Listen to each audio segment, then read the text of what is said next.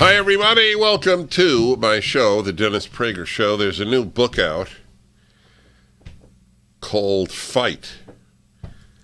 I would have the author on if he'd come on, but they rarely do. They go on NPR, left-wing authors.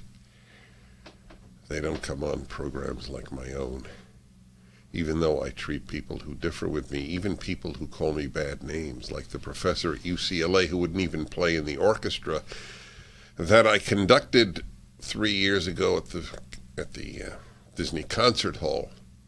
Called me a bigot and so on. I had him on the show. But anyway, I'm just publicly inviting John Della Volpe at Harvard. This is what his book is about.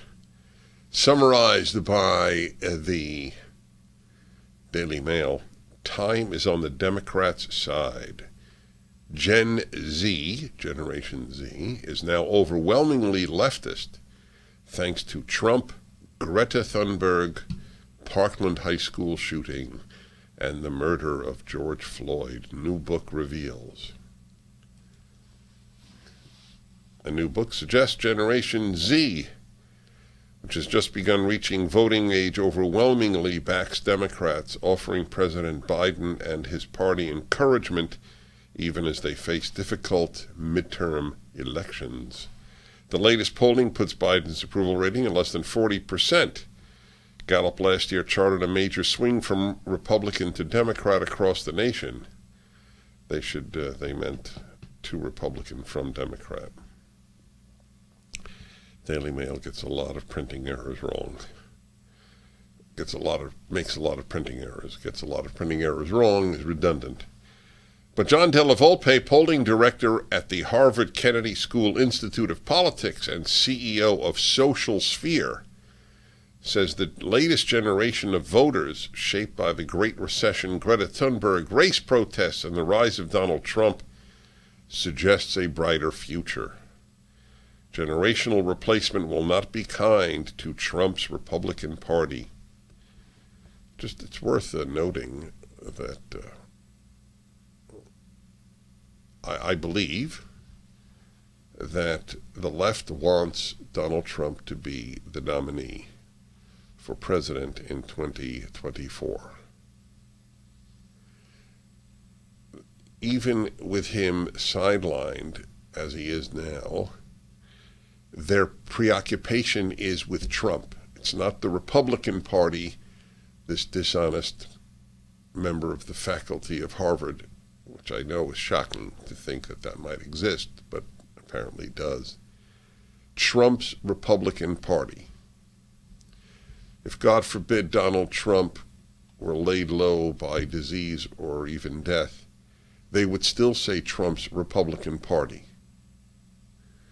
So if they have him as the real nominee, then they will go crazy.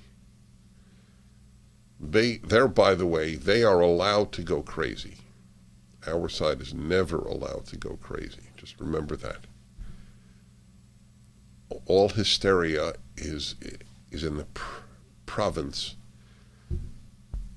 of the left.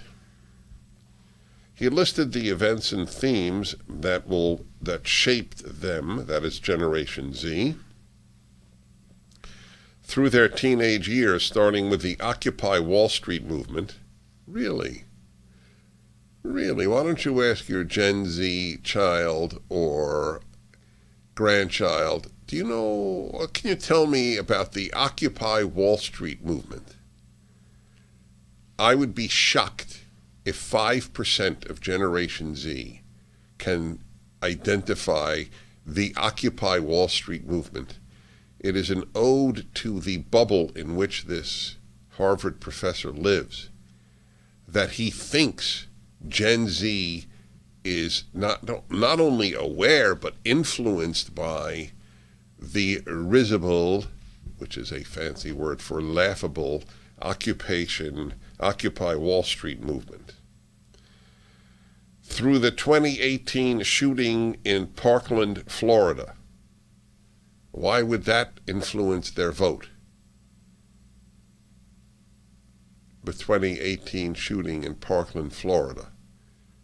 Was the shooter a Trumpist? Shooter was a nut, an evil nut. Yes, you can be an evil nut. Because guns, because they have been convinced that the Republicans stand for the right of citizens to own guns, and therefore one must vote Democrat? Because they think their schools are safer if there is a sign in the front, there are no arms allowed here, no guns, this is a gun-free zone. Does that make your school safer or less safe? It would be interesting to have that vote, a poll that was actually accurate, take that poll among Generation Z young people. Do you think your school is safer if it has this sign, "We are a gun-free zone," or numerous people at this warning, numerous people, numerous adults at this venue are armed? The answer is so obvious that it gives you an idea of the distortion that takes place in the realm of simple logic. Just logic, let alone morality and everything else that is good on the part of the left. Saying that gun-free zone is a safer campus is like saying defund the police. We'll have safer streets with defunding the police. The amount of murder in this country, including random murders like the throwing of people onto the subway tracks in New York City, is unprecedented in my own consciousness. Maybe it was like this, I don't know, in the 70s. This is a result of left-wing policies. Chaos is always their result. So let's see what else will do it. And it's March for Our Lives protests. That'll do it. Those March for Our Lives protests. I would like to ask Gen Z, can you identify March for Our Lives protests? And the moment when 17-year-old Darnella Frazier used her phone to video the murder of George Floyd. Well, because the press, which lies all the time, lied about the George Floyd murder, depicting it as a racist murder, that is possibly an effect. That's true. Keith Ellison, the Attorney General of Minnesota, who is black, who is left-wing, not liberal, said on, I believe, MSNBC, this had nothing to do with race. And so he was never charged, the officer.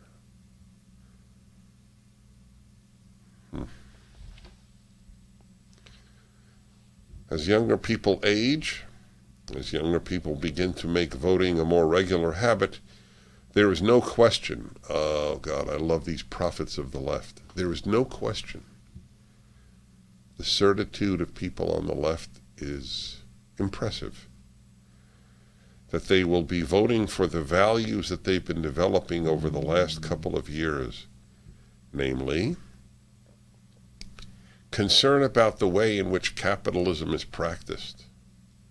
Ooh.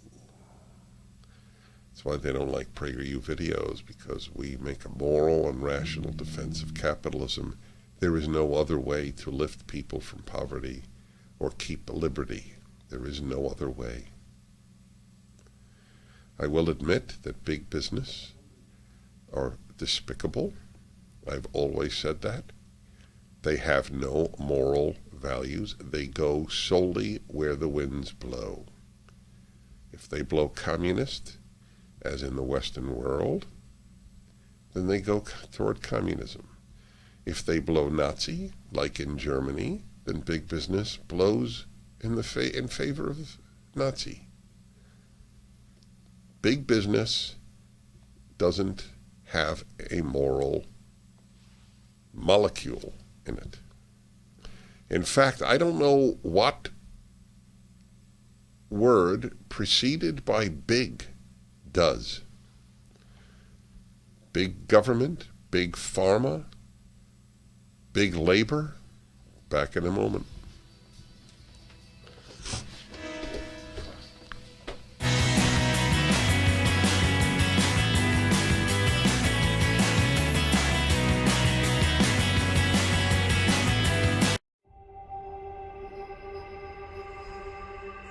You can come to Christ when the Spirit of God comes. Have you ever thought of going to seminary? Billy Graham. Gloria a Dios, hermanos. ¿Quién está listo para ser transformado por el poder de su palabra?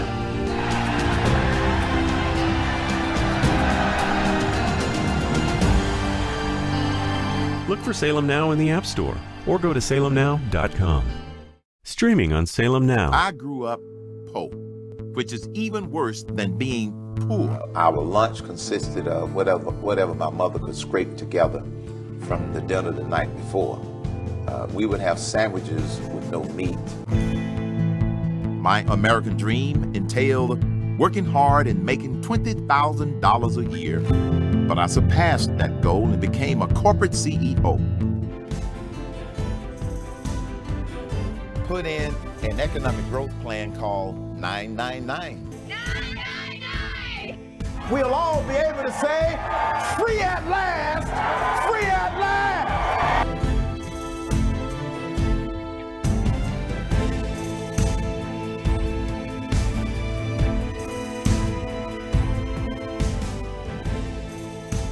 Look for Salem Now in the App Store or go to salemnow.com.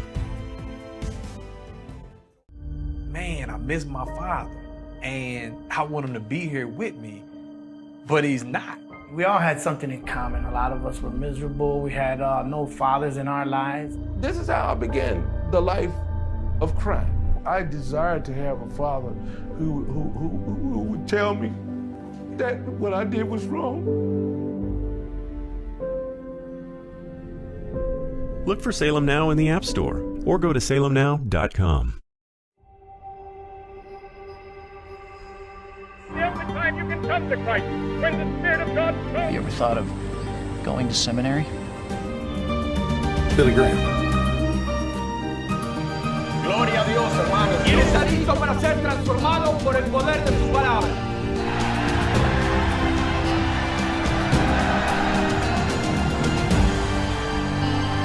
Look for Salem Now in the App Store or go to salemnow.com.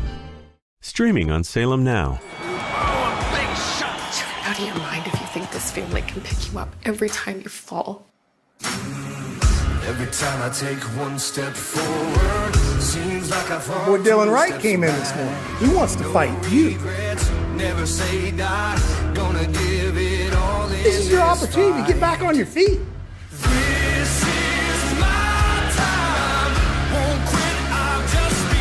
You gotta know who it is you're fighting for. That's the fight, Bo. I can't believe I'm saying it, that Bo Lawson can go 10 years without a competitive fight, and here he is going toe-to-toe with the world champion. No one expected this out of him.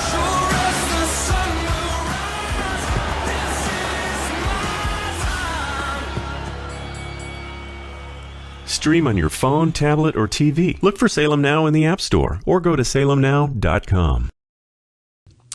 Don't you get tired of commercials screaming at you to buy gold now with inflated promises on future values? In an unregulated industry, you need honest, real experts to give you solid advice to protect your wealth and top picks on the best coins and bullion based on real-time.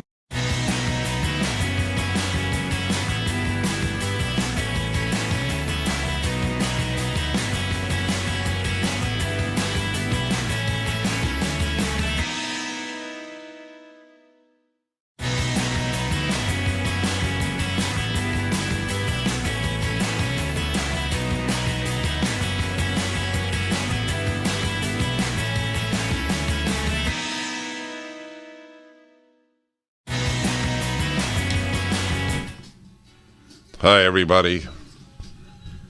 I'd like to tell you about an interesting project I've worked on, but I'm now working on this.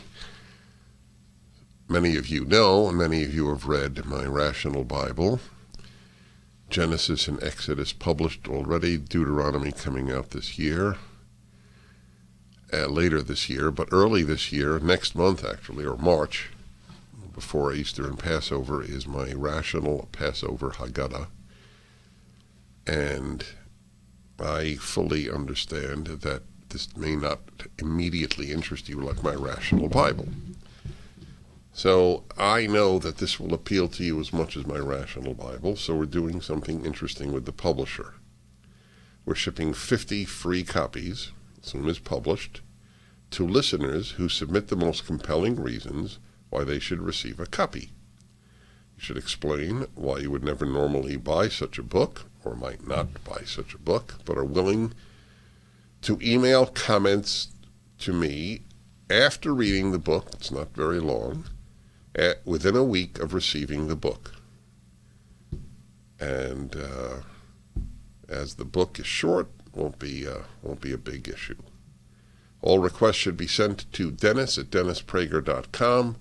Put Passover book in the subject line. The reason that we're doing this is to read the comments that we think we will get when people read it, to show you how universally appealing the book is, The Rational Passover Haggadah. It's orderable at Amazon. Majority of Democrats favor house arrest for the unvaccinated. It's quite a party, huh? But they yell about Trump. This young woman that I've had on my show from Holland, a Dutch woman, was on Tucker Carlson last night, and it was quite something when she described the suppression of liberty in Europe. And she said something to the effect, it is not shocking that the country that gave us, that started the suppressions of World War II is now, which she was referring to Austria and the fact that Hitler was Austrian, presumably, and is now leading the utter and total suppression of liberty of the unvaccinated in Austria. They will have to pay up to 50,000 euros a year, which most people, that would be, I'm surprised if that's the average salary in Austria.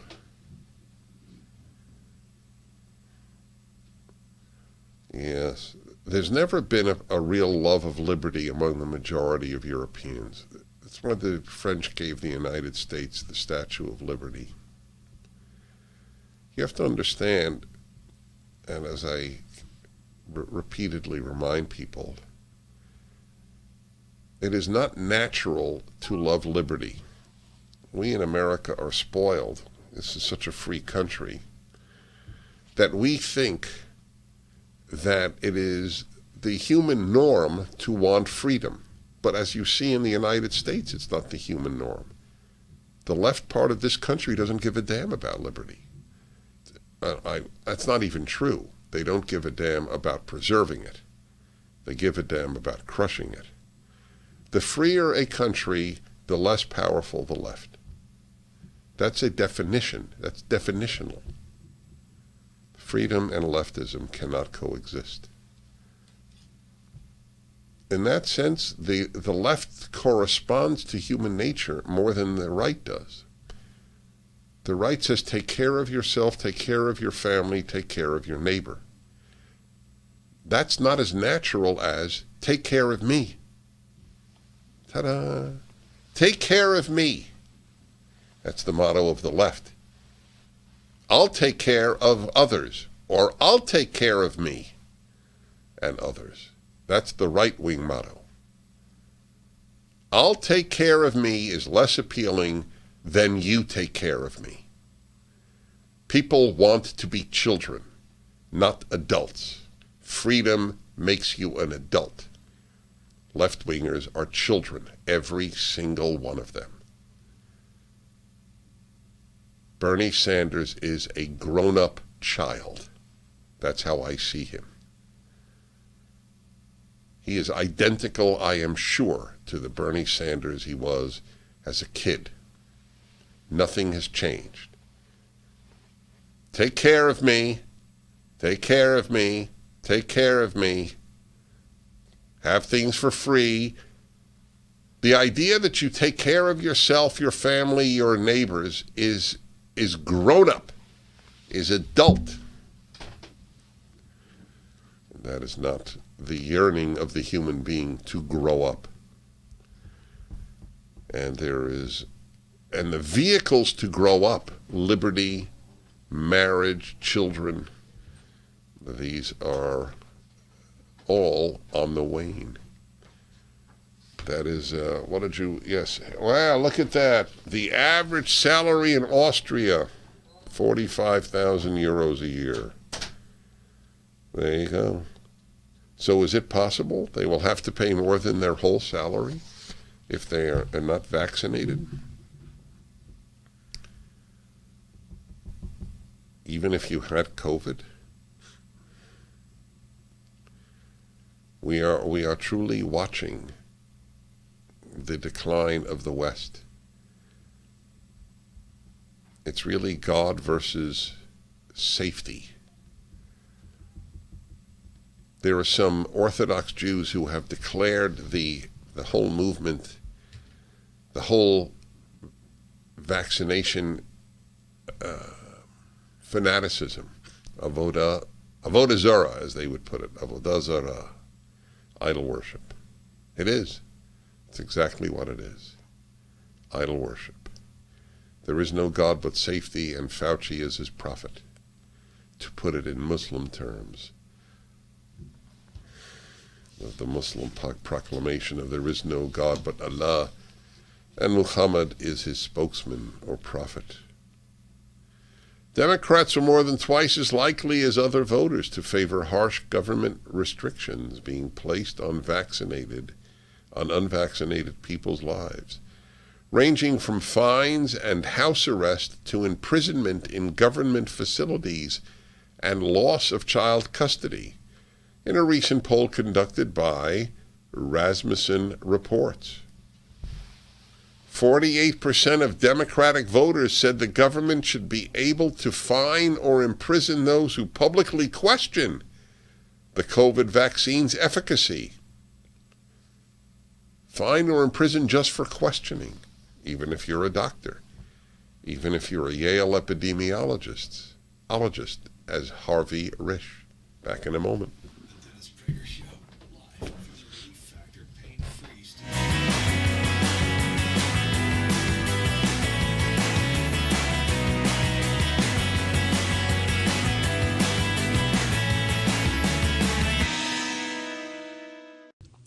Don't you get tired of commercials screaming at you to buy gold now with inflated promises on future values? In an unregulated industry, you need honest, real experts to give you solid advice to protect your wealth and top picks on the best coins and bullion based on real-time data and historical trends. For example, as environmental policy becomes a hot topic, one precious metal that's been significantly undervalued for years is potentially set to surge. Nick Grovich, owner of AmFed Coin and Bullion, has long recommended this precious metal. Up to 600,000 ounces of this rare metal will be needed by 2030 to produce green hydrogen. Nick is doubling down on this pick, and you should too. Call Nick at AmFed Coin and Bullion to find out more. I've been friends with Nick for years, and he's my go-to guy when it comes to coins and bullion. I trust him. He is a good and very knowledgeable man. Call Nick at 800-221-7694. 800-221-7694, AmericanFederal.com, AmericanFederal.com. Not one mistake. Trending now on The Larry Elder Show. Good. Thank you for taking my call. My pleasure. I'm a green card holder, have been for 20 years. Thank you. From where? When I first, from South Africa. Excellent. Thank you. When I came into this country, I had to have blood tests to see that I didn't have syphilis, gonorrhea, HIV. I had to show all kinds of vaccinations. I had to show means to be able to support myself, et cetera, et cetera. So my point being is that the law is not being upheld as we understand it. And so I don't understand how they are circumnavigating the law again. I mean, obviously allowing these people into the country in the first place without proper vetting, etc., is one of the ways. But I mean, the laws are written for legal immigration. There are methods and ways of doing it. They say the system is broken, but it's not broken. It functions. Greg, I am deeply in your debt. Stay where you are because I've got a couple of questions for you, but just an addendum to your magnificent remarks. The system is not broken. We totally have a system that is set up to work if the laws that are on the books will only be enforced. But that's a huge if, and they are being intentionally ignored. So 20 years you've been here, right? And as someone who's actually followed the law, share with me a couple of minutes of your experience on whether it was too easy, too hard, or just right. I think it was just right. Keep up with what's trending. Subscribe on YouTube and at rumble.com. Streaming on Salem Now. The Democratic Party somehow has convinced black people that they're the good guys. Never mind the skanky history of the Democratic Party. That was a party of slavery. He said, listen, I gotta give these niggas enough. Not too much, but enough that I'll have them voting Democrat for the next 200 years. The race grievance industry would have you believe that blacks get up and think about nothing else except race. If I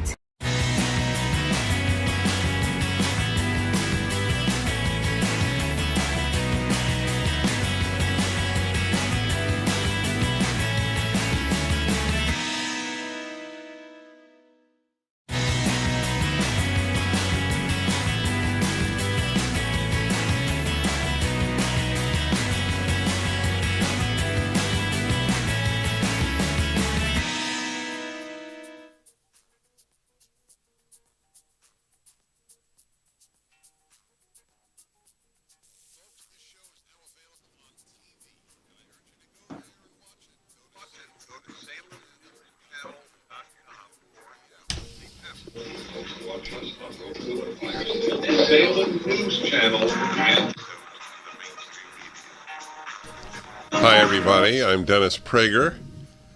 You can watch now on the Salem News Channel. You can watch my show, and you can watch my guests. In this case, Eugene Kantorovich, professor of law at George Mason University. Professor, it is a pleasure to meet you and see you. Hi, Dennis. It's a great pleasure to be on the show. Your book, Rabbi Tugushkin, had a really big impact on the life of my family, and it's great to be on the show now. Means a lot to me. Thank you, sir. Well, you're a kindred spirit. I mean, when I think about what you've worked on, like the lockdowns and Israel, and I'd like to note to everyone that Professor Kantorovich has an extremely powerful video up this week at the PragerU video. I want to get the title exact. Does Israel occupy the West Bank? Just take 5 minutes, my friends, to look at history, which is not what is done in most universities. Are you an outlier at George Mason? At George Mason University Law School is unusual. George Mason University. Hold on, we have an echo. We have an echo here. I'm sorry. I feel bad, Professor. It's not me, is it? I have no idea what it is. But all right, continue. Let's see if something happened. George Mason University Scalia Law School is a unusual law school, and that's actually committed to intellectual affairs. All right, we okay. This is, folks, my listeners know this drives me out of my mind. Do we have any idea why this is happening, Sean? I know, Sean, you're not involved, but do we have any idea? Is the volume up on your end? Is that possible to hear me? It is. I can hear you well. I know, but when you speak is the problem, not when I speak. Okay, is this better? Yeah. Okay, great. I'm sorry. Yes. No problem. So as I was saying, the George Mason University Scalia Law School is an unusual law school. I'm going to in that it's actually committed to intellectual diversity, not just skin color diversity. And so you have professors of all sorts of viewpoints. Right. But certainly in the legal academy, it's unusual. There's a consensus, and there's a self-policing consensus about Israel and international law. I can tell you when I was speaking at a conference in Amsterdam, and I was invited to speak, and the organizers of the conference were faced with a boycott by other speakers who were afraid of legitimizing my views. And I said, in academia, if you think somebody's views are illegitimate, you come and you argue with them. Why don't you do that? But they wanted to deplatform. So the reason there's a consensus in academia, I think, is not because everyone thinks the same. It's because people who don't think the same are systematically deplatformed or denied access. I had a feeling that George Mason was different because we've had so many professors from George Mason on my show during my career. What goes with George Mason? Why? I don't know much about your university. I only know that if I want a professor who is not woke, I will first look to George Mason. Why is that? So I think there's a misconception that George Mason is a conservative school. It's not. It's a school that hires without adherence to ideology. Right. That's fine. And as a result, it becomes a sanctuary in a sense for top scholars who could not perhaps find positions elsewhere where there are in fact ideological litmus tests. And I think that's one of the things that makes Scalia Law School unique. Is this a result of the president of George Mason, or you think that if the president retired, it would continue? So George Mason Law School is part of George Mason University, and like many law schools, it's not so directly under the auspices of the main university. So I think it has to do with a series of great deans of the law school. Well, I do salute your school. So you wrote a piece in the Wall Street Journal about the concept of essential workers and the sort of, if not absurdity, the randomness about the choices, so that bar workers were essential, for example. I want to come to that when we return. I do want to restate that Professor Kantorovich has an extremely significant video up this week at prageru.com, and it is the question of, does Israel occupy the West Bank? ReliefFactor.com, 800-500-8384. I commend this to your attention. I took mine today. Should you have muscle or joint pain, the thing is sort of miraculous. It's a completely safe, anti-inflammatory. I have added the word completely. I won't. Is it possible?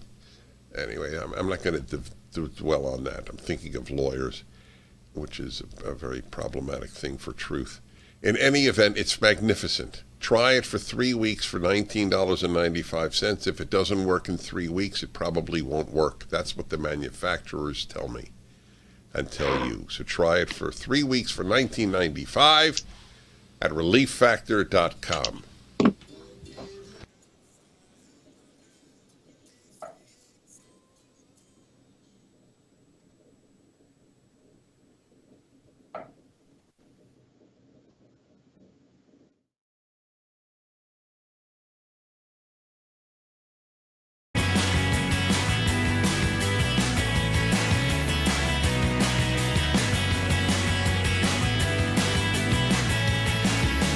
Streaming on Salem Now. Fiance? No, I can't be your fiance. You're gonna go.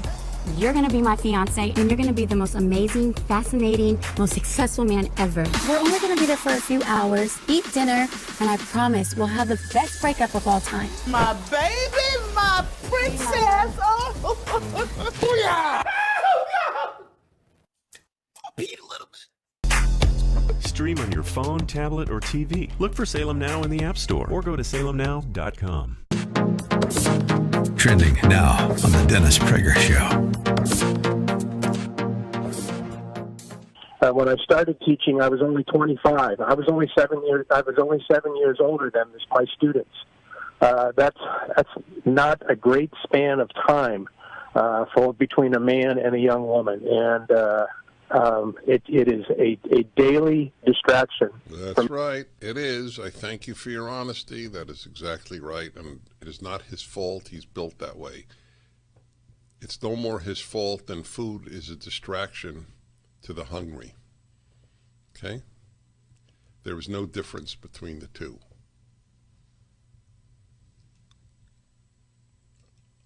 So I'll tell you an interesting story, really interesting. Many years ago, and I can't find this on the internet. Maybe one of you can, and that would be of great help to me. I only remember that he was from a university in Indiana, but I don't remember which university. What did it say, Sean? So a professor did a study and found that one of the two groups, I don't remember the second, of men most likely to divorce were high school teachers.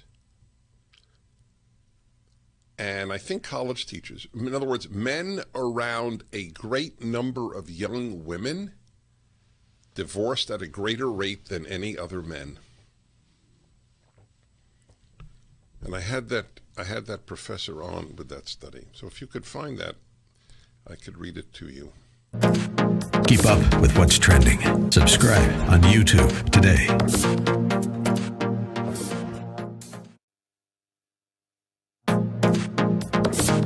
Trending now on the Eric Metaxas Show. Americans still have enough fighting spirit. We're not Canada.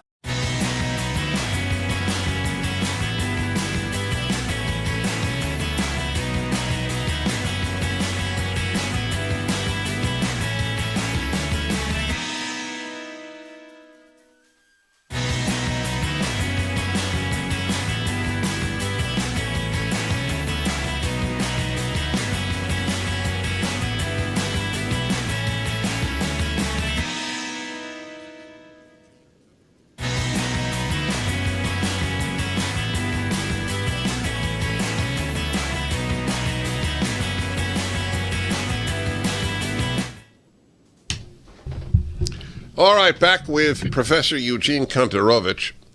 Does Israel Occupy the West Bank is his video, and he's active as well in the pages of the Wall Street Journal. He's a professor of law at George Mason University. I hope we've cleared up the sound issues, for which I can only say to my viewers and listeners, I am embarrassed. I don't know why these things happen, but they do. So, Professor, you wrote about, in the Wall Street Journal just last month, about this notion of who are essential workers, people allowed to work and people who would be locked down. But in general, I would like to know, what is your take, if you have any, on the legality? I won't even speak about necessarily the medical efficacy of the lockdowns, the legality. The lockdowns were emergency measures taken under emergency authority that governors do have. And it's important that governments have have emergency powers in the case of tornadoes, floods, etc., to make sure people stay inside for a few days. But this was something entirely different than that kind of natural disaster. And we see immediately the power to lock down, which the government may indeed have, is nothing compared to the even greater power of locking down and then deciding who gets out. And that's a really huge power, because the lockdowns were in fact not lockdowns. They were selective lockdowns. There were restrictions on Americans who were deemed unimportant or unessential by the government. It's one thing to say there's floods outside everybody needs to stay inside for a few days. It's another to have an extended period of time where people can go outside, can pursue their callings based on whether their jobs are on a list. And that's a power that's been unprecedented. And I'll say beyond the legal question, it's really fascinating where this idea even came from. Because if you read the pandemic preparedness plans that the federal government prepared before this pandemic, anticipating another 1918 flu or other catastrophe, in those plans, which were preparing for disasters with millions dead, things far worse than COVID, the possibility of a lockdown is not even mentioned. Indeed, what they say is maybe it would be appropriate to have what they call snow days, 1 or 2 days of closure. But that would be too economically and socially costly. So it's a radical measure, but then in particular, enforcing that measure unequally is what I think raises real legal problems of equal protection and fundamental liberties. Because in fact, not everybody's locked down. Why hasn't this gone to court in 2 years? So I'll tell you, what it has gone to court. There have been many challenges to lockdowns, and most of them were rejected out of hand by courts for a couple reasons. One, in the first few months of the pandemics, the government could do no wrong. Right? Courts were rejecting everything. There's a COVID. We're very scared. But that started dying down, and courts started becoming more open-minded. But there's a Supreme Court case called Lochner, Lochner versus New York, which held that people have a fundamental right to work and pursue their profession and provide for themselves, and the government has a limited ability to interfere with that. During the New Deal, the Supreme Court overruled the Lochner, and the idea of a constitutional right to be able to work freely became a boogeyman. In constitutional law, when you say Lochner, that's like the bad old pre-New Deal world. Now, and I think, and I've written about this in an article called Lochner Under Lockdown, one reason that the idea of a right to work became less important, and on the other hand, rights to all sorts of sexual autonomy became more important, is I think it became, most people came to believe that the government would never very broadly interfere with people's right to work. Like say, you guys can work and you guys can't. Or bar entire classes of professions from pursuing their livelihood. Now, during the COVID pandemic, that's exactly what happened. Right? That's exactly what happened. The government said, "You guys, restaurant owners, you can't work. You guys who sell marijuana in a dispensary, you can work." Right. So that's my question. How could this be 2 years later? How is this possible? Why aren't people suing left and right? People are suing, and it's what I would call a fluke of constitutional law. There have been lawsuits about COVID restrictions as applied to lots of things: religion, abortion, Second Amendment rights, and all of those suits are sometimes successful. But when you sue for something even bigger, just the liberty to leave your house and work at your job, that ironically is not considered a constitutional right, which I think is a bit perverse. Because without the ability to support yourself, of course, right, there's no point in a right to free speech. You can't buy a newspaper. Right? There's no point in a right to bear arms because you can't purchase a firearm. So the right that is in fact more fundamental, and if you ask people what's important to them, is it really to be able to watch the gossip columnists on the news, or is it to be able to meet with their family and go to work? So I will pose a radical question as we come to the end, and I'd love to do this again with you.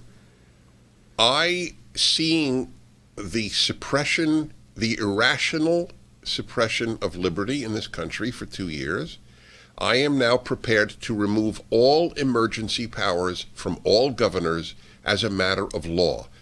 If there is a flood, people will stay home because they don't want to drown.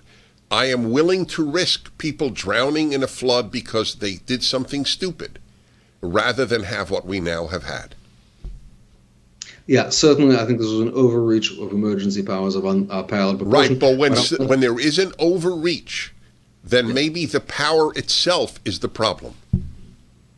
No, I think we see this in a few areas. We see one of the most shocking abuses of government powers in the pandemic is now the remedies for COVID, monoclonal antibodies, one of the most effective treatments, are being apportioned on a racial basis. Right. So that many states say if you can get the monoclonal antibodies if you're very old and very sick, or an ethnic minority. I have to keep you on because I have to get more clarity, which you provide, Professor Kantorovich of George Mason Law School.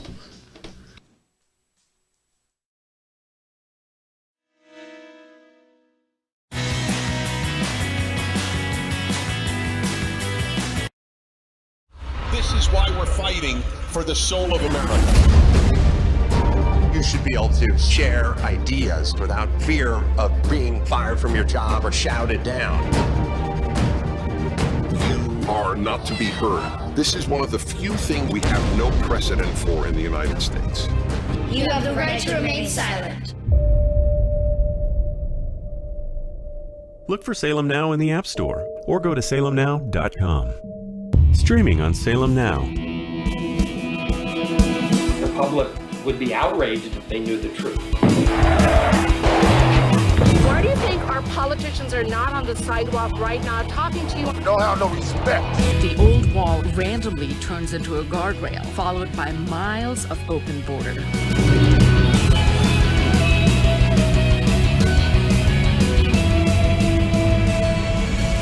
Human trafficking, God. That journey is extremely dangerous. The 7-year-old girl died in the desert. From the country of India. A great pillar of the community was killed by a man who had been deported at least twice. This little urn contains the ashes of my son. His dreams cut short forever. We're so worried about other countries' problems, and we don't even focus on our own. Look for Salem Now in the App Store or go to salemnow.com. Streaming on Salem Now. There's about 57 Muslim states in the world. There's one Jewish state. The massive ingathering of Jews in the last 150 years back to the land is absolutely unprecedented. They say that there's no greater sign of redemption coming than the Jewish people returning to the hills of Judea.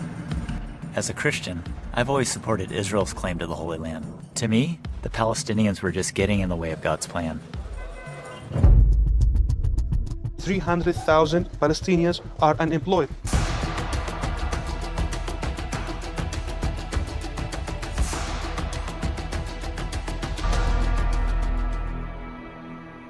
In spite of all the years of conflict, there's hope here, if you know where to look for it. Stream on your phone, tablet, or TV. Look for Salem Now in the App Store or go to salemnow.com. Judge Thomas, you solemnly swear to tell the truth, the whole truth, and nothing but the truth, so help you God.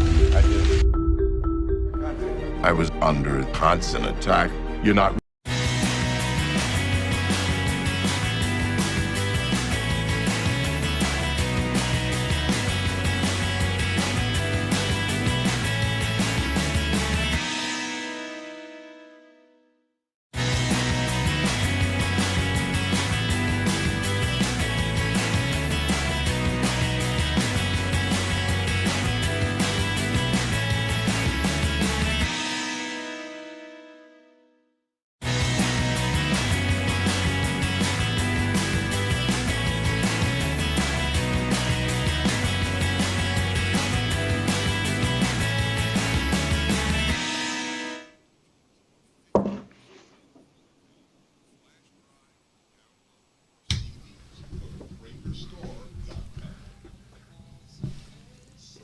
It's a very important man I'm speaking to, Professor Eugene Kantorovich, who is a professor of law at the George Mason Law School.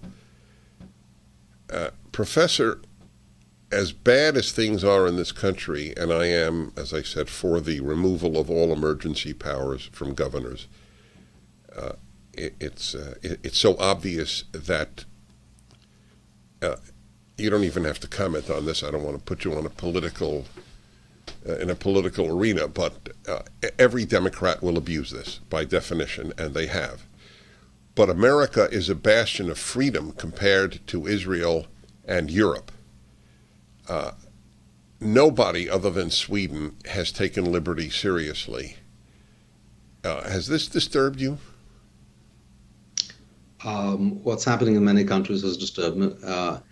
But what we've seen is every country overreacts in its own way. So in some ways, Israel has very draconian rules restricting, for a long time, restricting people from traveling in and out of the country, even leaving the country or coming in. On the other hand, Israel never had a vaccine mandate. You were never sort of put at risk of your job or civic participation. Oh, that's interesting. Everyone has their own mishugas, as we say in Yiddish. Everyone goes crazy in their own way. But what we see, and it's very important in the United States, that the largest federal mandate was struck down by the Supreme Court last week, which was a very important case. Biden's OSHA mandate applied to most American workers. What's happening in many European countries is people who are unvaccinated are being excluded from public life. And you see this also in places like New York, and it's quite extraordinary. And I say, as a legal matter, I think there's precedent for states being able to require vaccinations in many cases.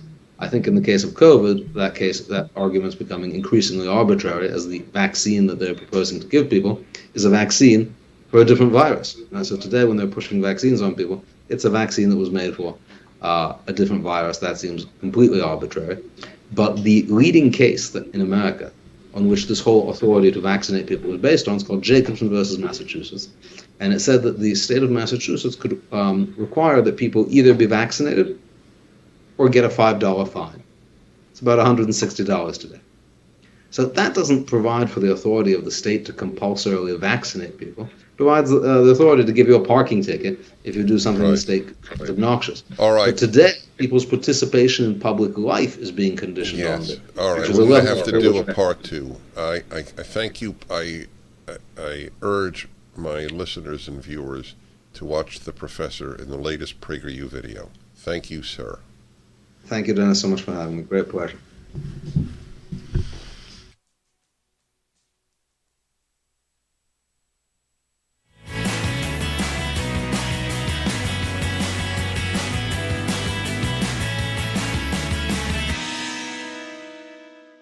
Streaming on Salem Now. The public would be outraged if they knew the truth. Why do you think our politicians are not on the sidewalk right now talking to you? Don't have no respect. The old wall randomly turns into a guardrail, followed by miles of open border.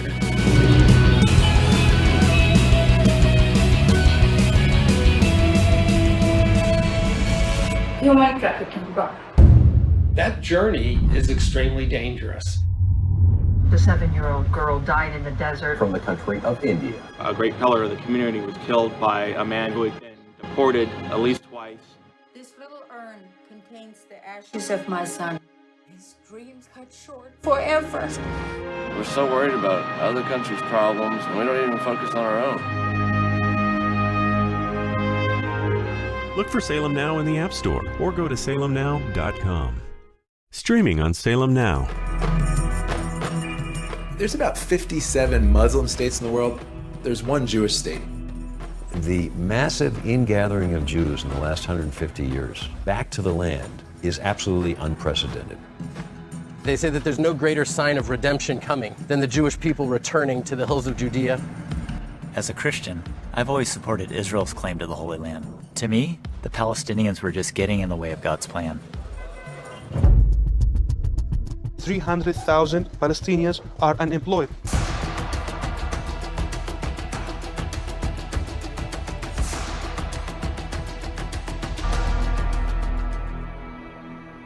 In spite of all the years of conflict, there's hope here, if you know where to look for it. Stream on your phone, tablet, or TV. Look for Salem Now in the App Store or go to salemnow.com. Judge Thomas, do you solemnly swear to tell the truth, the whole truth, and nothing but the truth, so help you God? I do. I was under constant attack. You're not really black because you're not doing what we expect black people to do. This is the wrong black guy. He has to be destroyed. So you'd still like to serve on the Supreme Court? I'd rather die than withdraw from the process. Look for Salem Now in the App Store or go to salemnow.com. Man, I miss my father, and I want him to be here with me, but he's not. We all had something in common. A lot of us were miserable. We had no fathers in our lives. This is how I began. I thought we'd put that in the mix, though. 1, 2. I desired to have a father who would tell me that what I did was wrong. Look for Salem Now in the App Store or go to salemnow.com. Streaming on Salem Now. We understand that a plane has crashed into...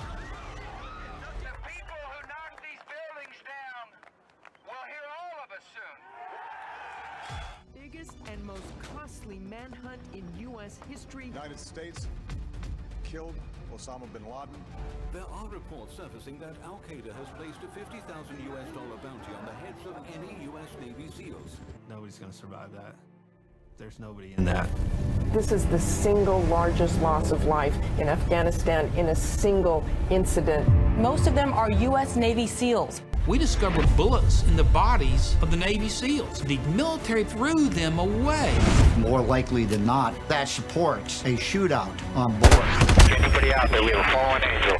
Stream on your phone, tablet, or TV. Look for Salem Now in the App Store or go to salemnow.com. Trending now on the Eric Metaxas Show. Right? So this has changed in the culture. We now have entire stadiums screaming blank Joe Biden. Right. I actually think that in some measure this is a sign of health in the country. I don't think you're wrong.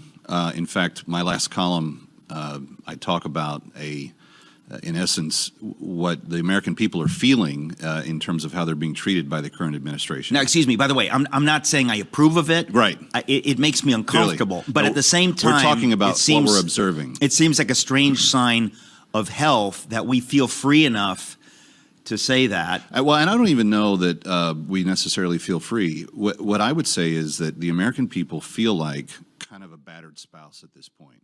Okay, you wrote an article. And that the administration is so abusive to how they're treating people that this reaction that you're seeing, and it started out in 2 college football stadiums. It's now been in dozens to hundreds. It's the new wave.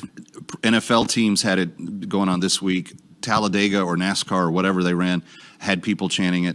There is something so inherently abusive about how people are being treated by the government. They are, and particularly in a society that wouldn't consider itself particularly Christocentric. And it is, I am actually thankful, to your point, to see a degree of we're not going to let this abuse continue, even if it's nothing more than using our freedom of speech to say something that's very vulgar and attach it to him. We're not taking it anymore. Keep up with what's trending. Subscribe today at rumble.com. The Democratic Party somehow has convinced black people that they're the good guys. Never mind the skanky history of the Democratic Party. That was a party of slavery. There is a whole big cottage industry for racism. If racism went away, a lot of people would be unemployed. The mob during the Minneapolis riots following the death of George Floyd. A bunch of white thugs, frankly, burning down the city's traditional black and Asian business district. They're racist, racist, racist. Everything's racist. Look for Salem Now in the App Store or go to salemnow.com. The Democratic Party somehow has convinced black people that they're the good guys. Never mind the skanky history of the Democratic Party. That was a party of slavery. They're racist, racist, racist. Everything's racist. Look for Salem Now in the App Store or go to salemnow.com. Don't you get tired of commercials screaming at you to buy gold now with inflated promises on future values? In an unregulated industry, you need honest, real experts to give you solid advice to protect your wealth and top picks on the best coins and bullion based on real-time data and historical trends. For example, as environmental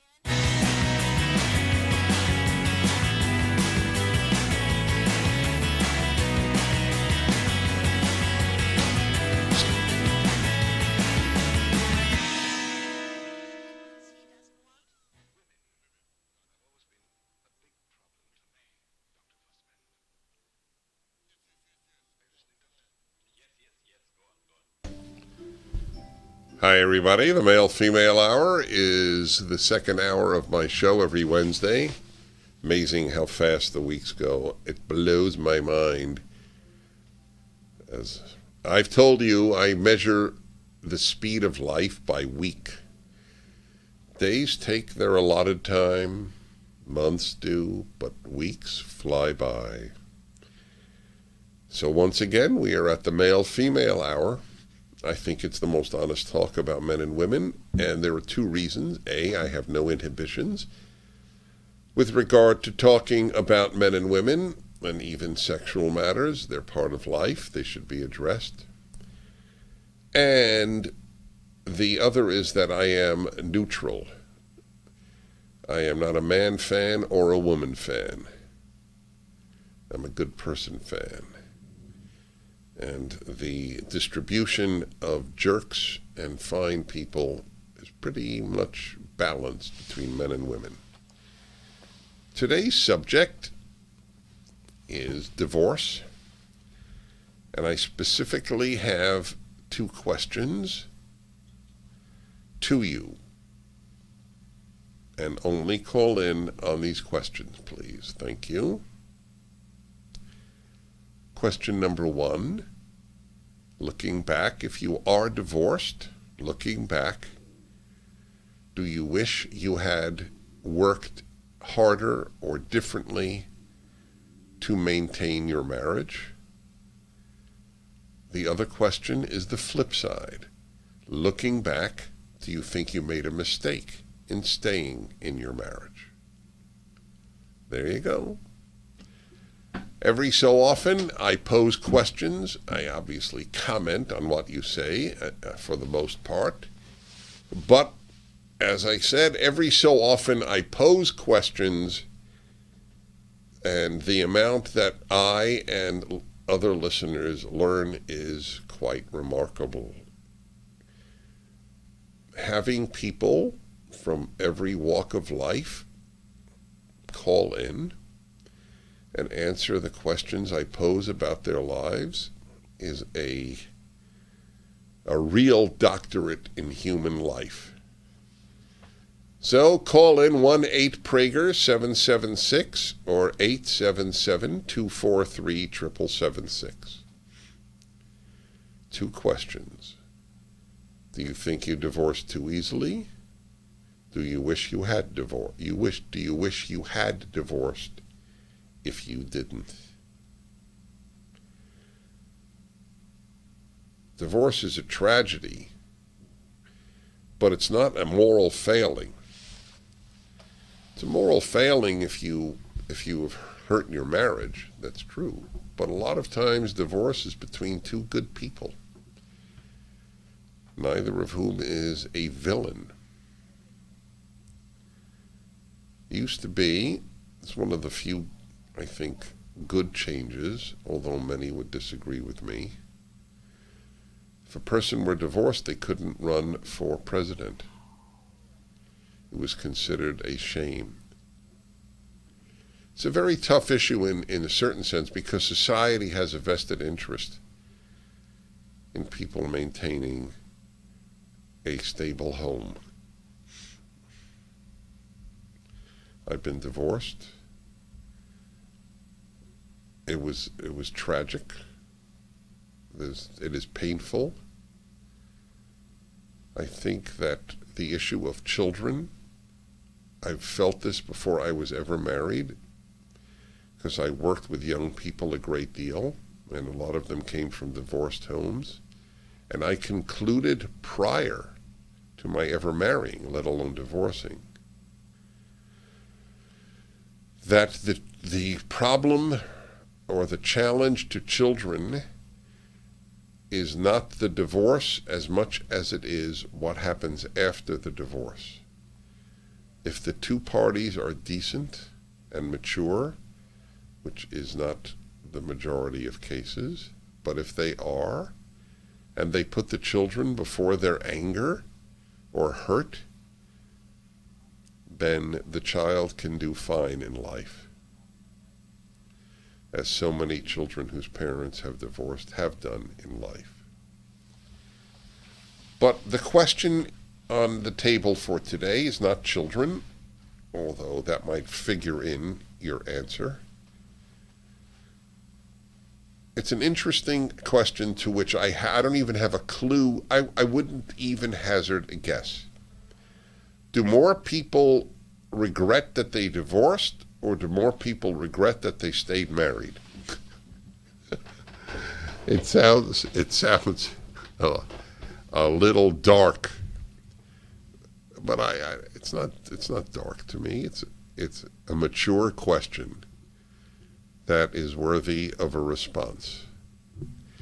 See, there are two types of long marriages: happy and not happy. The fact that people are together for 40, 50 years is a wonderful thing, but there are people who've stayed together that long because they didn't have the heart to divorce, not because it was a joy-filled marriage. And not every marriage. I understand that every marriage has non-joy-filled moments. That's fine. So anyway, this is the question. All right. Let's go to Ryan in East Point, Michigan. Hi there. Hi, Dennis. How are you?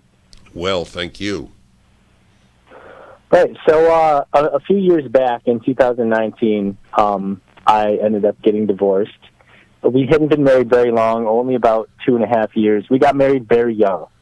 I was, 2019, I would have been 23 when we got married, and she was 18 years old.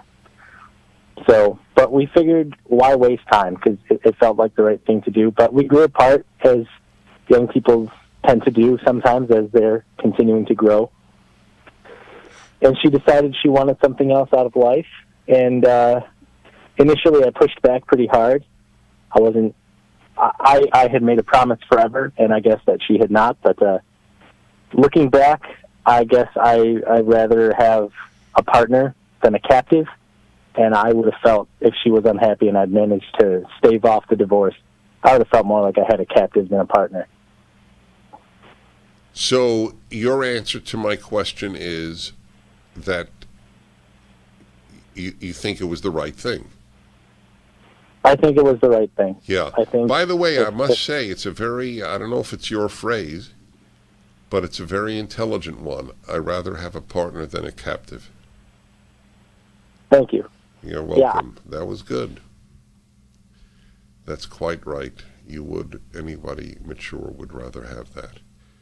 Incidentally, I've done maybe twice in the male-female hour career, I have twice done the subject of, do you believe it is better to have been married and divorced than never to have been married? I am adamant that it is better to have been married and divorced than never have been married. And I don't remember many calls. It's not possible. There are tens of thousands that I've had.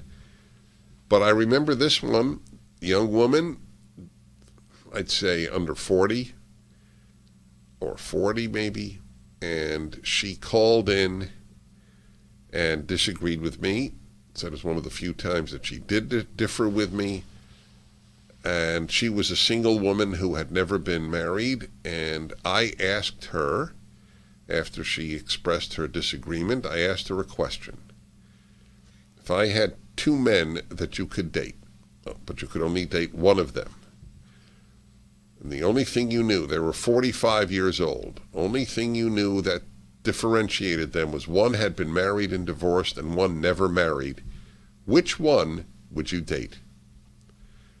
And that opened her eyes, and she said, I now see and I agree, better to have been married and divorced.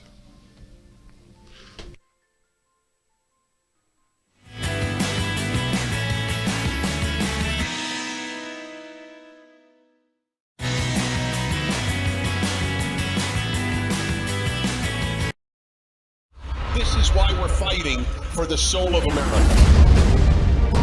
You You should be able to share ideas without fear of being fired from your job or shouted down. You are not to be heard. This is one of the few things we have no precedent for in the United States. You have the right to remain silent. Look for Salem Now in the App Store or go to salemnow.com. Streaming on Salem Now. The public would be outraged if they knew the truth.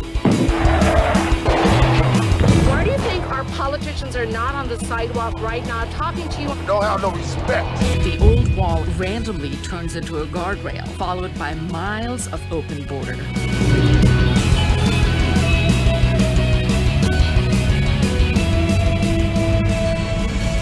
Human trafficking. That journey is extremely dangerous. The 7-year-old girl died in the desert. From the country of India. A great pillar of the community was killed by a man who had been deported at least twice. This little urn contains the ashes of my son. His dreams cut short forever.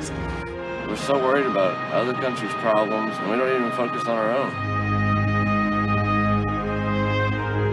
Look for Salem Now in the App Store or go to salemnow.com. Streaming on Salem Now. There's about 57 Muslim states in the world. There's one Jewish state.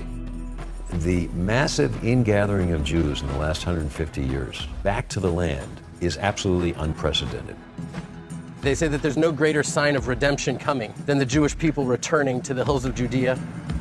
As a Christian, I've always supported Israel's claim to the Holy Land.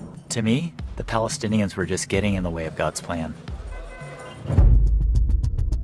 300,000 Palestinians are unemployed.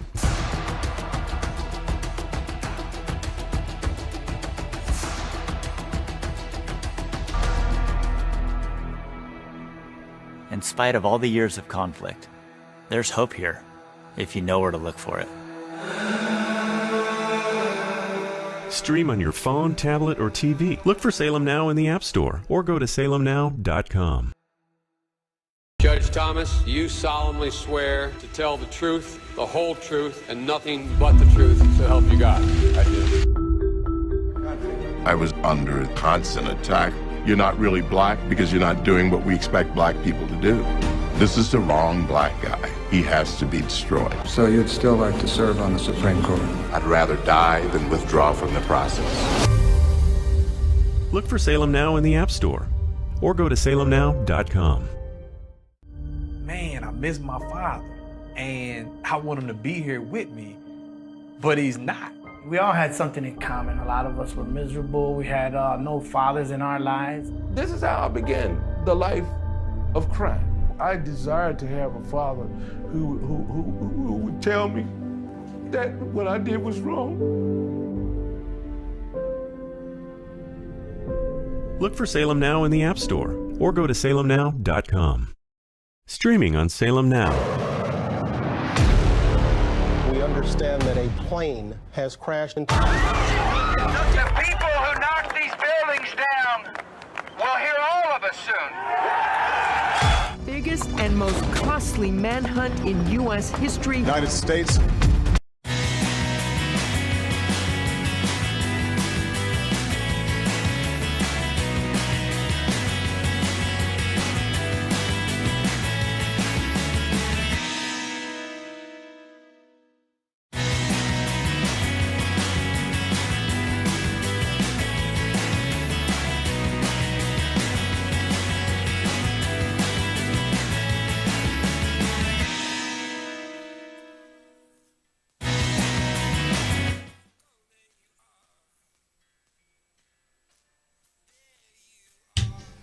Okay, everyone, a very sensitive issue today on the Male-Female Hour. Every Wednesday, the second hour of my show. And the subject is divorce. If you've divorced, do you think you divorced too easily or too soon? And if you stayed together, do you think you should have divorced? Those are the two questions on the table here. Well, let's see. What do I have? Just to give you an idea. This is obviously not scientific, nevertheless. It's around the country. This is fascinating. One from Texas. At first I thought it was too soon. Then I met my second wife and knew it was right. Another one in Texas. I'm in a bad marriage and have small children. What to do? Want to take that. L.A., man, I divorced too soon. Aaron in California. In the Sacramento area. I am at the beginning of my divorce. I think it's too soon. San Francisco. Mike, I divorced not soon enough.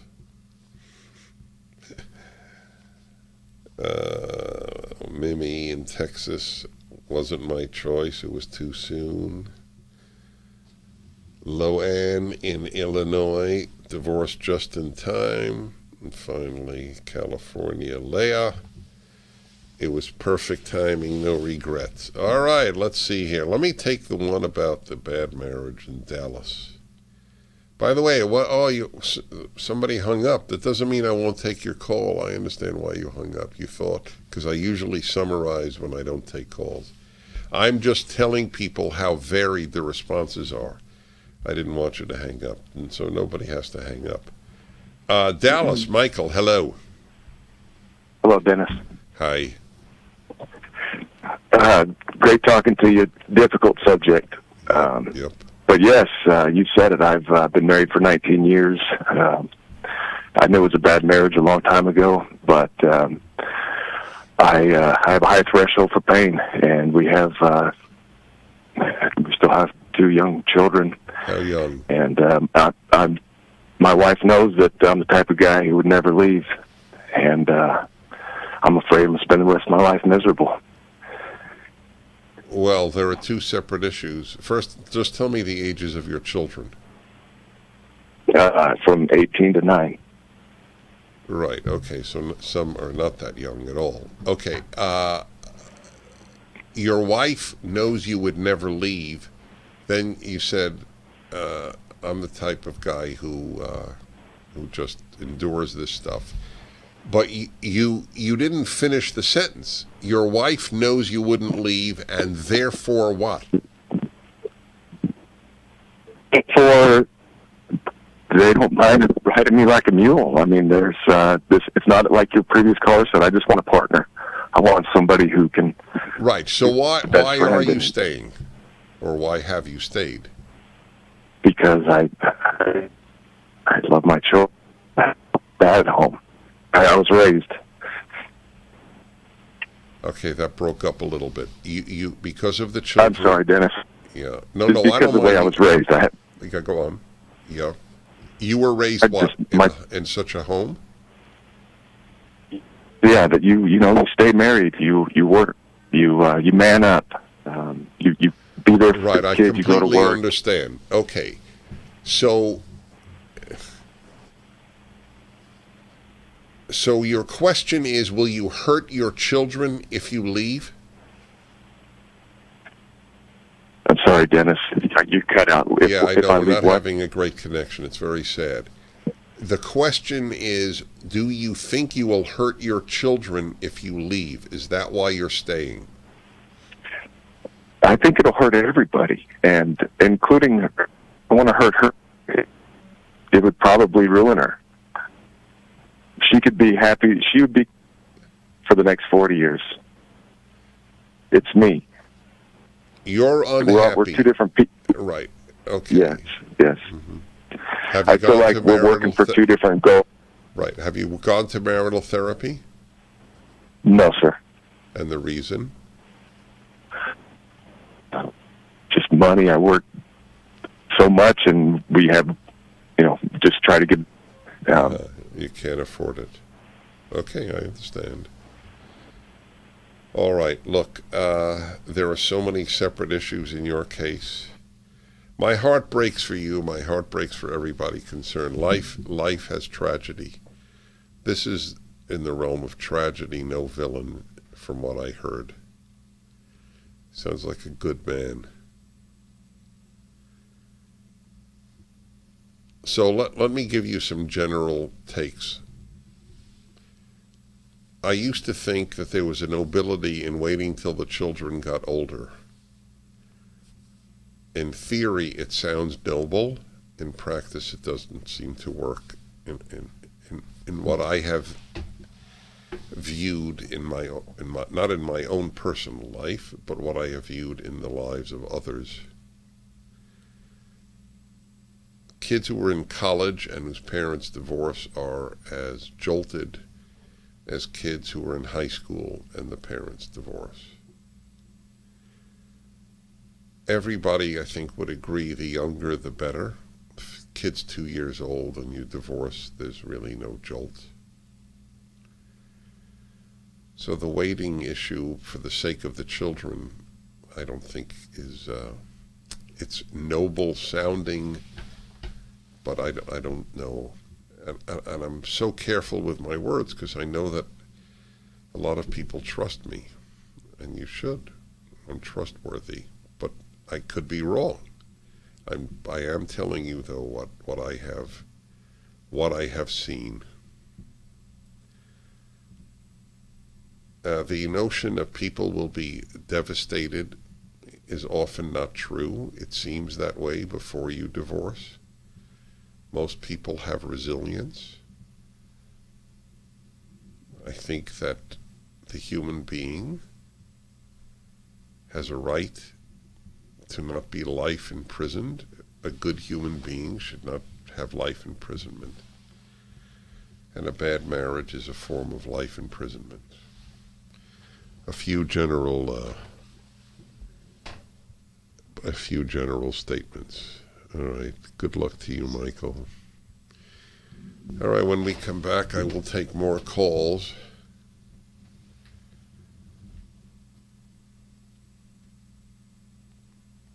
I have another little personal view on the matter. There's nothing better than a good marriage and nothing worse than a bad marriage. That's how powerful marriage can be, depending which you have. 1-8-PRAGER 776.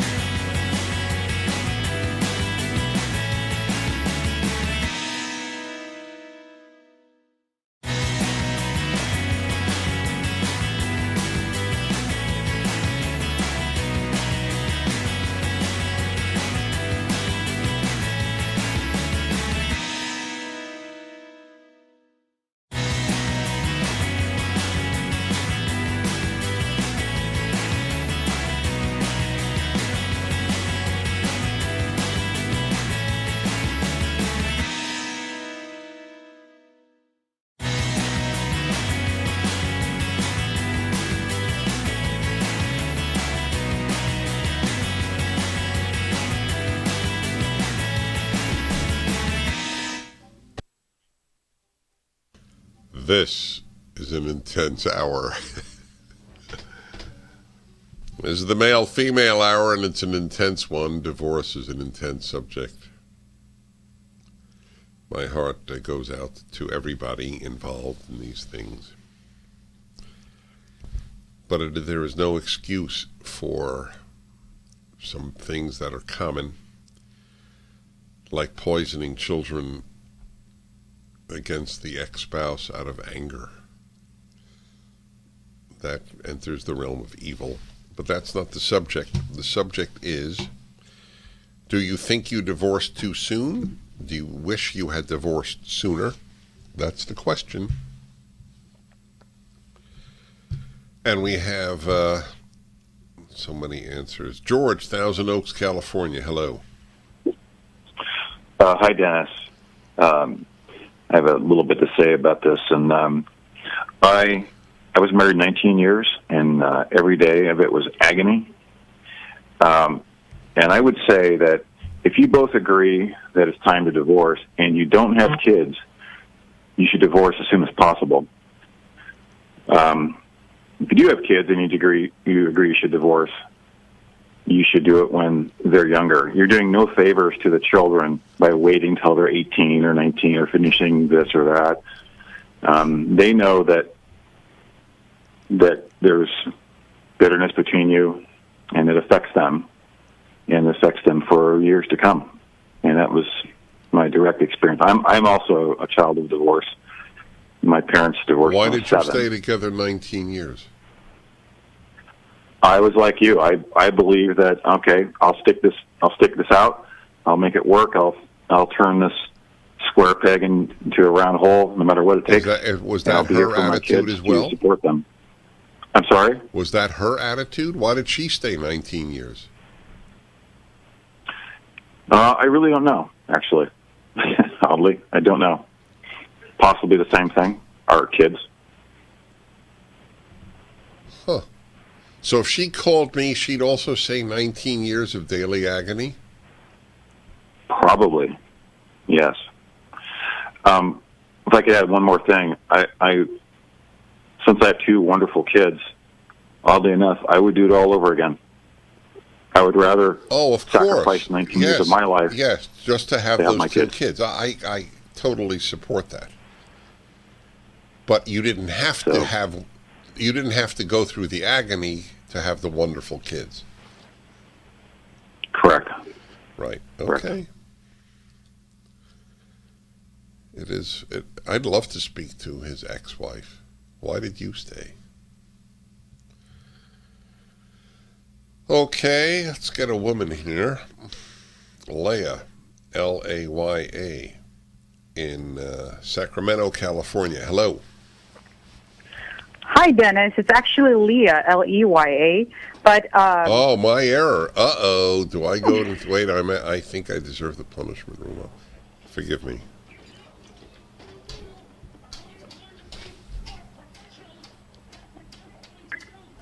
All right, so I want everybody to know that when I screw up, I get punished too.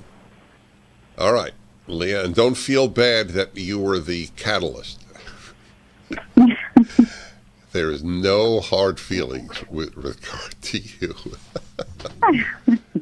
That's an interesting, by the way, are you the only Leya you know? I am the only Leya. Sometimes I play it off as Princess Leia from Star Wars, and other times Leah from the Bible. Play on both sides. Of course, that's Leah. But okay, great to hear from you. Go ahead. Actually, in Armenian, my name is Leah. My parents misspelled it when they came to the United States 30 years ago. Oh, so you're Armenian background? Armenian background. So I am broadcasting from Yerevan West. I know. I was going to say Barev. You're in Glendale. Exactly correct. All right. So tell me what's on your mind. Well, I got married very young. I was 18, and I was married for 3 years. And when I heard your question, I thought about it, and I had mixed, I've thought about it many times before, and I have at times still mixed feelings. You know, should I have fought harder? Should I have left sooner? And my final conclusion comes to, if you're unhappy and you've tried, you've done the best that you can do, the best thing you can do for yourself is to leave.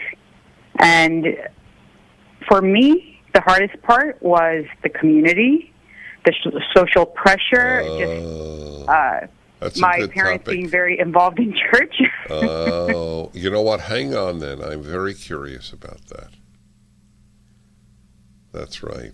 I totally understand that. Relief factor.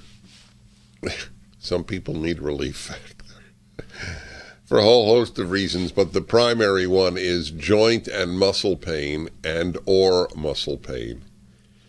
The thing is a miracle, and it's a little packet.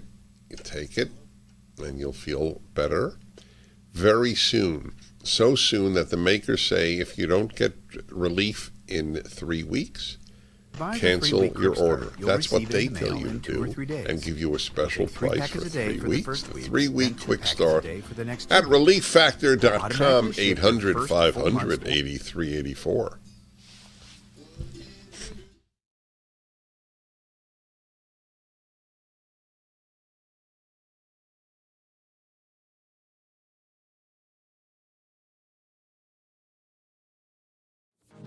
Trending now on the Dennis Prager Show.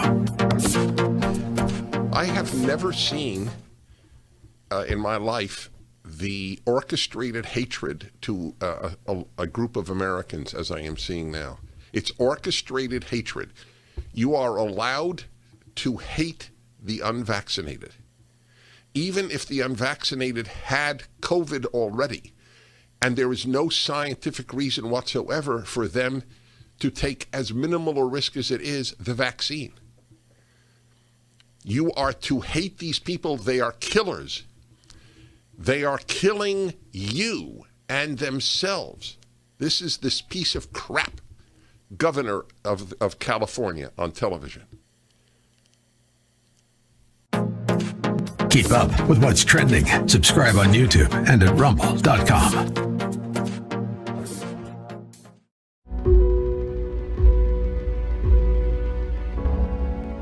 Schools are lining up to push the transgender agenda on kids and cut parents out of the equation. Go to salemnow.com. I grew up poor, which is even worse than being poor. We would have sandwiches with no meat. My American dream entailed working hard and making $20,000 a year. But I surpassed that goal and became a corporate CEO. We'll all be able to say, free at last, free at last. Look for Salem Now in the App Store or go to salemnow.com.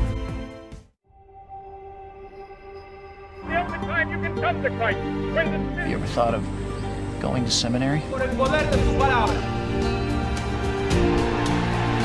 Look for Salem Now in the App Store or go to salemnow.com. The Democratic Party somehow has convinced black people that they're the good guys. Never mind the skanky history of the Democratic Party. That was a party of slavery. They're racist, racist, racist. Everything's racist. Look for Salem Now in the App Store or go to salemnow.com. Streaming on Salem Now. Tesla was a genius. His most amazing discoveries thought to be written in a lost journal. Now, in the right hands, it could revolutionize the 21st century. You can stop an earthquake. Doesn't that mean you could start one too? That's why that notebook should never fall into the wrong hands. Shall we stop this thing? Save the universe!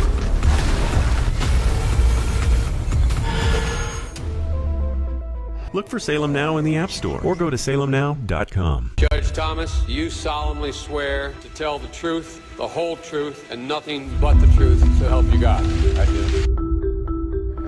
I was under constant attack. You're not really black because you're not doing what we expect.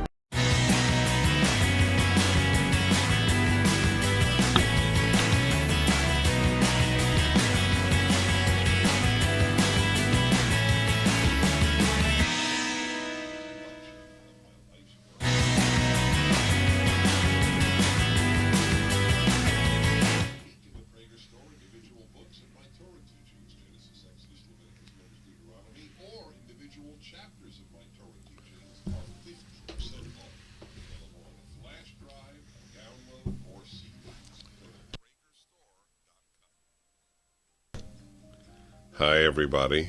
Male-female hour. 2 questions. Do you think you divorced too soon? Second question. Do you think you should have divorced and didn't? Did you wait too long or still waiting? Now, I have Leah. By the way, Leah, about your name, my wife, who always, every show for 17 years, or 15 years, whatever it is, I am the whole time, instant message. She points out I should not have gone into the punishment room, but your parents should have gone into the punishment room for spelling your name that way. It's a very funny reaction. Anyway, you divorced after 3 years. You're still young, obviously. By the way, are you remarried? I am not remarried, and hopefully one day soon I will be. Are you on any internet site? I am. I am currently on site. If the right thing comes along, I'm very open to marriage. I don't have any bad views of getting married. Would you like children? As long as, yes, I would. All right. So I held you over because you mentioned that. So you're 37, and this happened. How old were you when you divorced? I was around 20, 21 when I decided to leave. All right, so you've been single for more than 15 years. Yes. And was it because there was a reluctance to remarry for a while? Well, I think because I did not at the time I did not have the best view of marriage.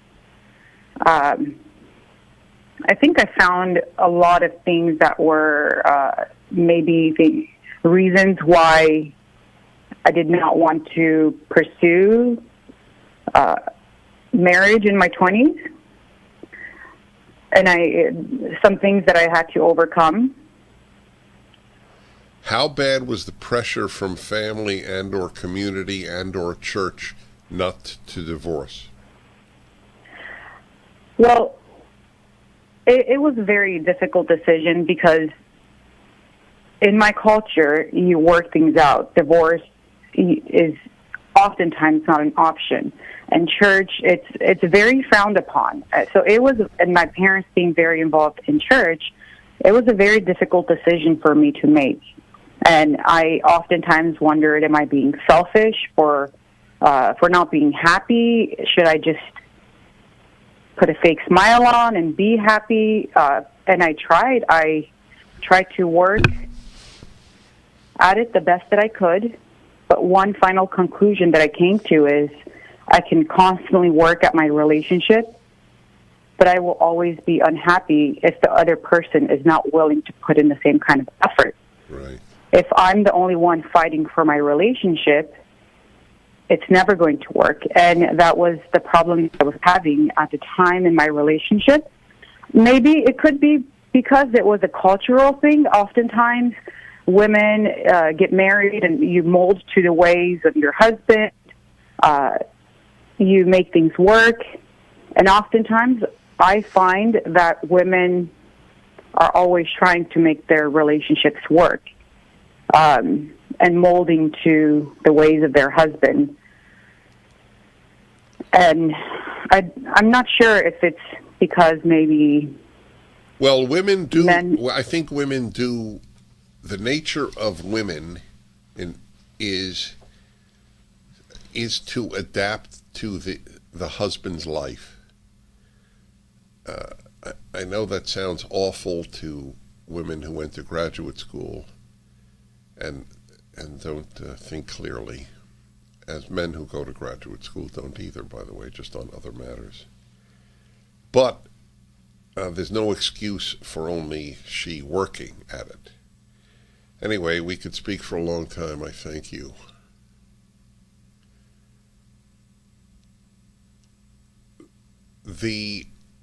One of the most destructive ideas of the post-World War II world. That's 75 years. One of the most destructive ideas is that men and women are basically the same. There may be more destructive ideas in the last 75 years, but they don't come to mind immediately. All right. Okay, let's see here. Forgive me for the delay. I like to pick carefully. Christopher in Cary, Illinois. Hello. Hello, Dennis. How are you? Well, thank you. Good. I was married for approximately 17 years, and it was hell. It truly was. She was abusive, conniving, evil. We had 3 kids together, and 3 boys, and there was no way I was going to leave them. I knew in the back of my head or my heart that I would likely never see them again if we got divorced. And we did agree to a divorce at one point, about a year before the marriage finally ended, and she came right out and said that. So we stayed married. We went to counseling a few times, and that was a bust. That didn't work out very well at all. And eventually she came up and concocted a plot to basically pretend that I beat her and get myself arrested. She was a lawyer, by the way.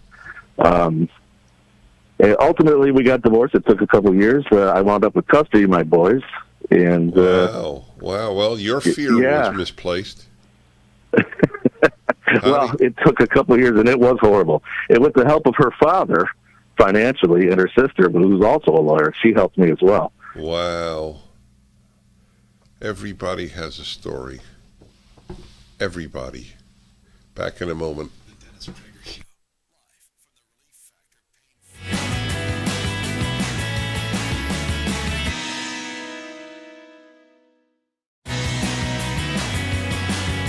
Streaming on Salem Now. I grew up poor, which is even worse than being poor. Our lunch consisted of whatever my mother could scrape together from the dinner the night before. We would have sandwiches with no meat. My American dream entailed working hard and making $20,000 a year. But I surpassed that goal and became a corporate CEO. Put in an economic growth plan called 999. We'll all be able to say, free at last, free at last.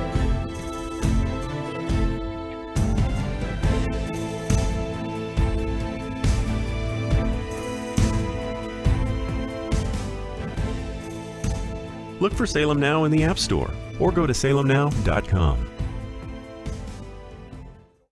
Man, I miss my father, and I want him to be here with me, but he's not. We all had something in common. A lot of us were miserable. We had no fathers in our lives. This is how I began the life of crime. I desired to have a father who would tell me that what I did was wrong. Look for Salem Now in the App Store or go to salemnow.com. The only time you can come to Christ when the Spirit of God comes. You ever thought of going to seminary? Billy Graham. Gloria a Dios, hermano. ¿Quién está listo para ser transformado por el poder de su palabra?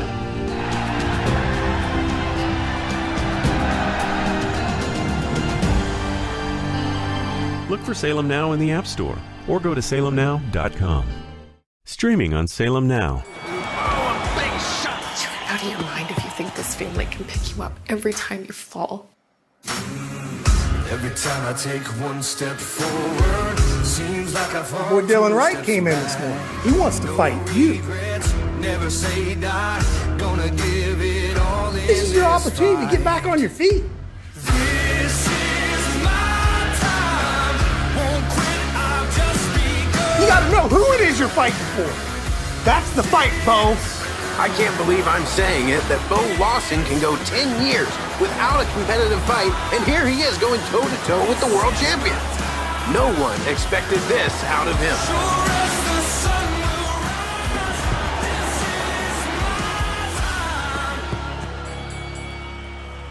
Stream on your phone, tablet, or TV. Look for Salem Now in the App Store.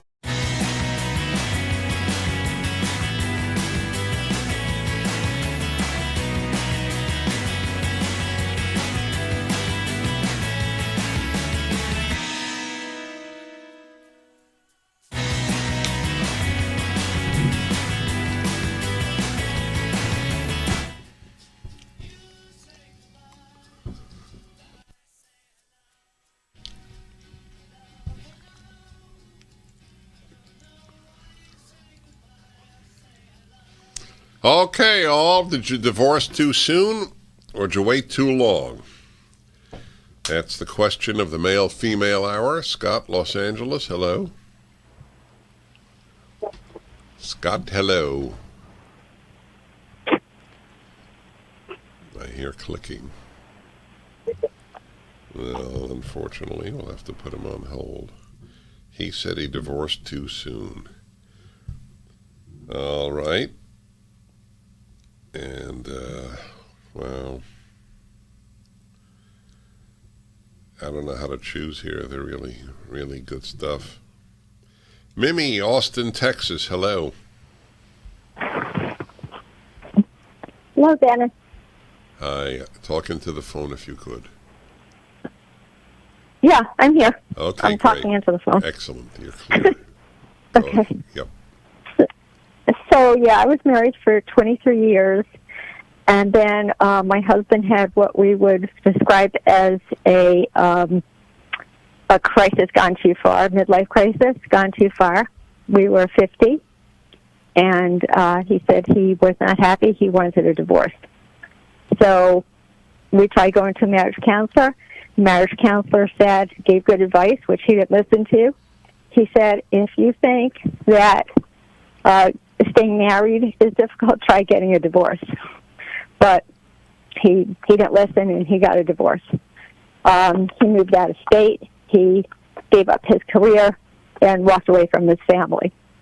Fast forward, 15 years later, at my son's wedding, he took my sister aside and said, I'd like to tell you something for you to tell your sister. He said, I'm profoundly sad for what I did. He said, I was going through deep depression. I didn't know how to handle it, so I just threw everything away. And he said, I regret it. Wow. But 15 years later, I had moved on. Right, and naturally. What a story.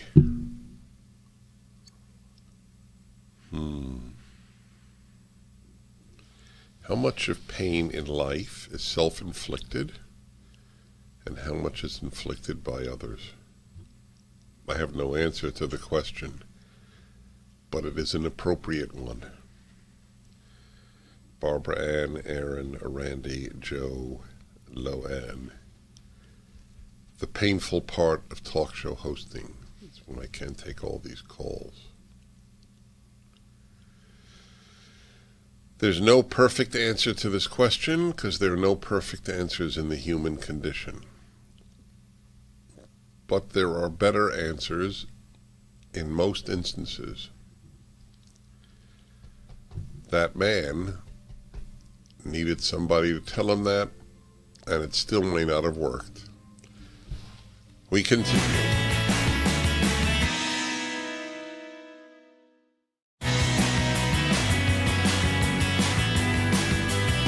Streaming on Salem Now. You're out of your mind if you think this family can pick you up every time you fall.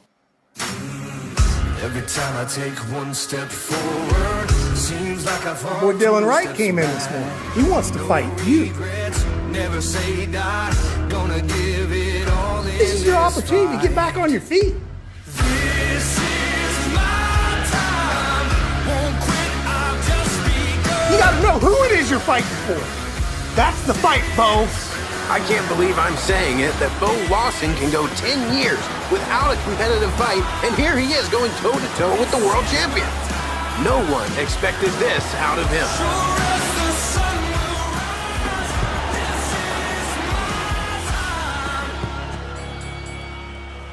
Stream on your phone, tablet, or TV. Look for Salem Now in the App Store or go to salemnow.com.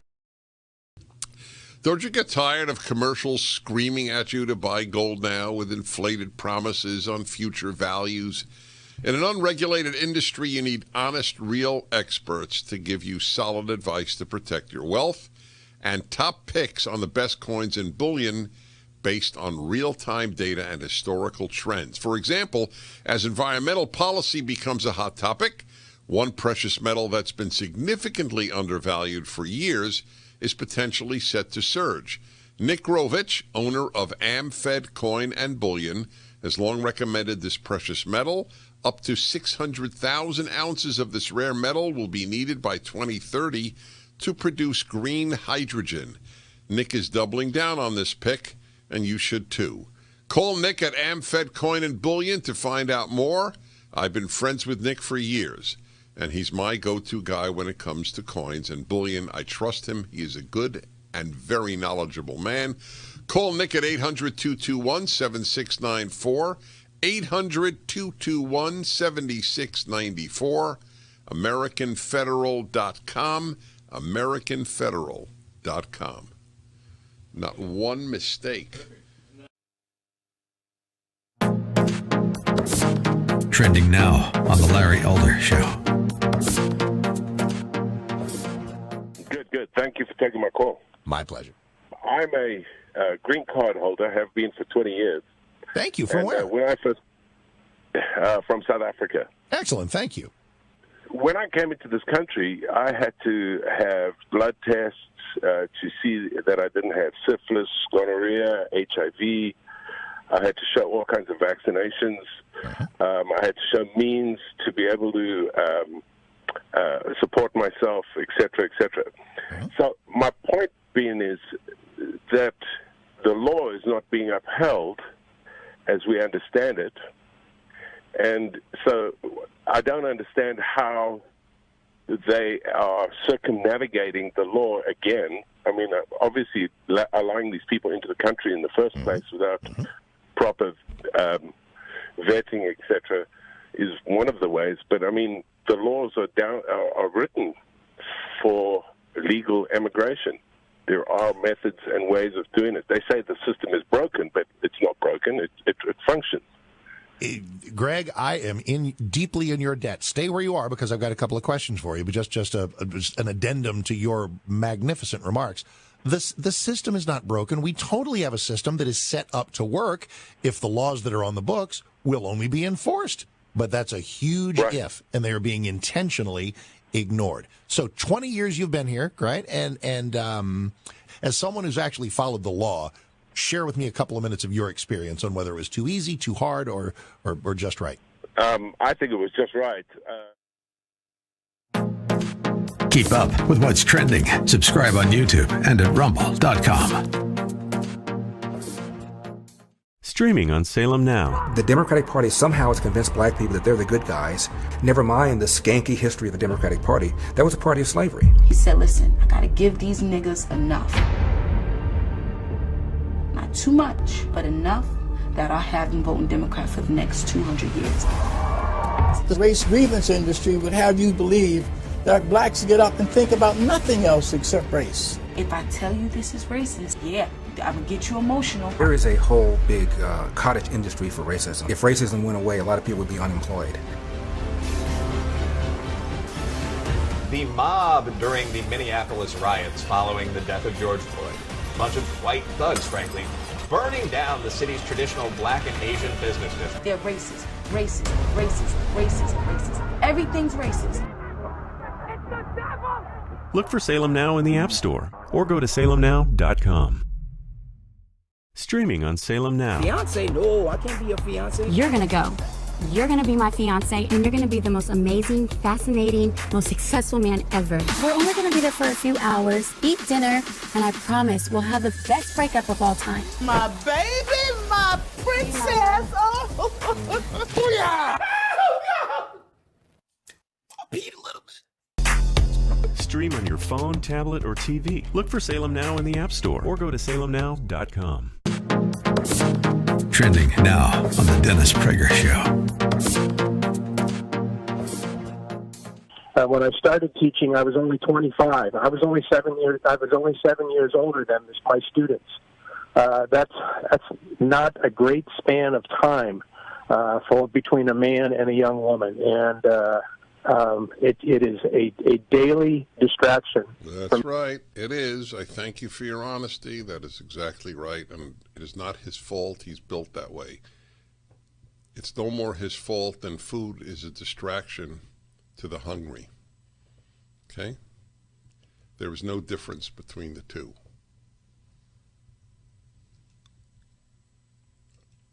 So, I'll tell you an interesting story, really interesting. Many years ago, and I can't find this on the internet, maybe one of you can, and that would be of great help to me. I only remember that he was from a university in Indiana, but I don't remember which university. What did it say, Sean? So a professor did a study and found that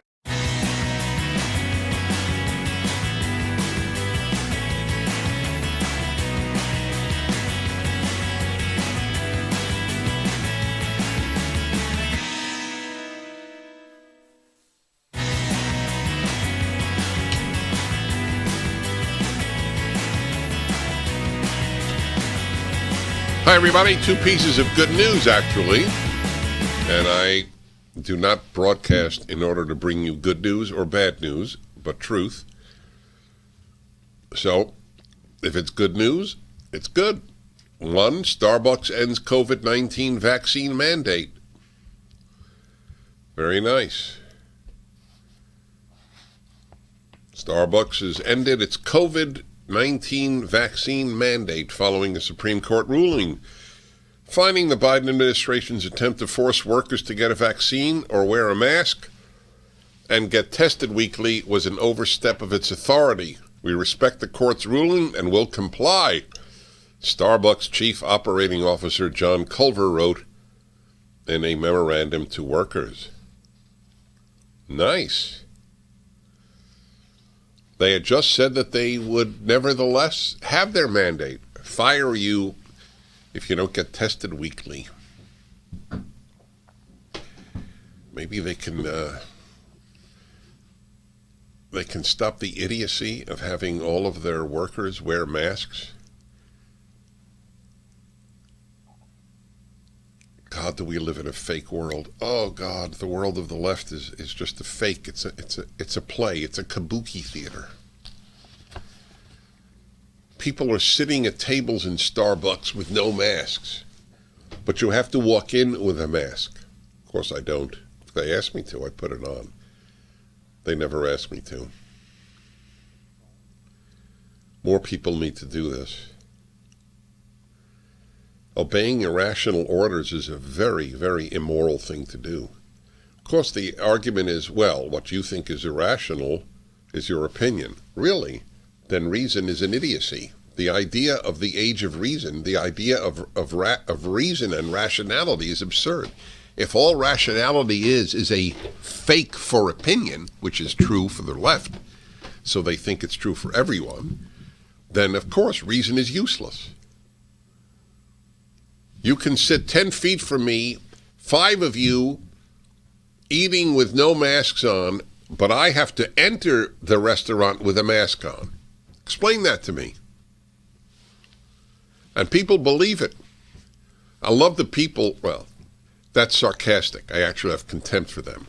They sit there in masks in the restaurant, and then they're served their food, and they take the masks off. So they won't kill anybody, or they won't die while eating. They'll die or kill when not eating. Get it? Thank you, Starbucks. That's great. Thank you, Supreme Court. It's a tragedy that they ruled in favor of hospitals firing doctors, nurses, and others. What a statement about our hospitals. I can't tell you how painful this is. Do you know, I had many surgeries, all of which were successful. I'm one of the rare people. I had 3 on my back, 3 back, 1 finger, and 1 hip.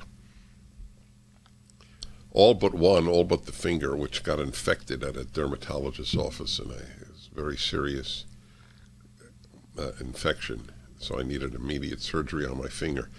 Anyway, that worked out fine, but that was at a special hand doctor surgeon.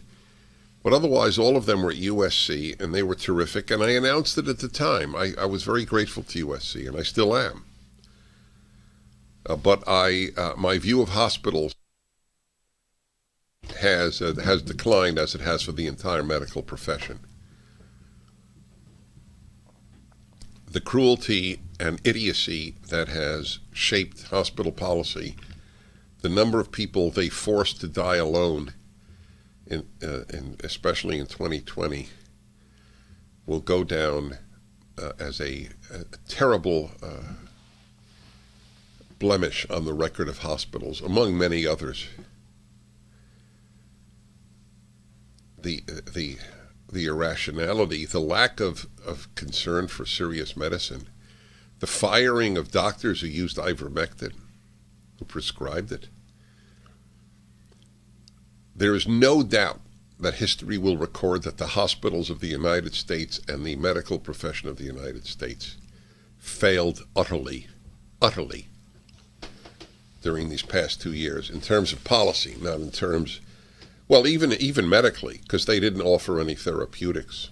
So staggering numbers of Americans, like hundreds of thousands, died as a result of doctors and their anti-therapeutic idea and their believing in intubation, which killed more, probably killed as many as it saved.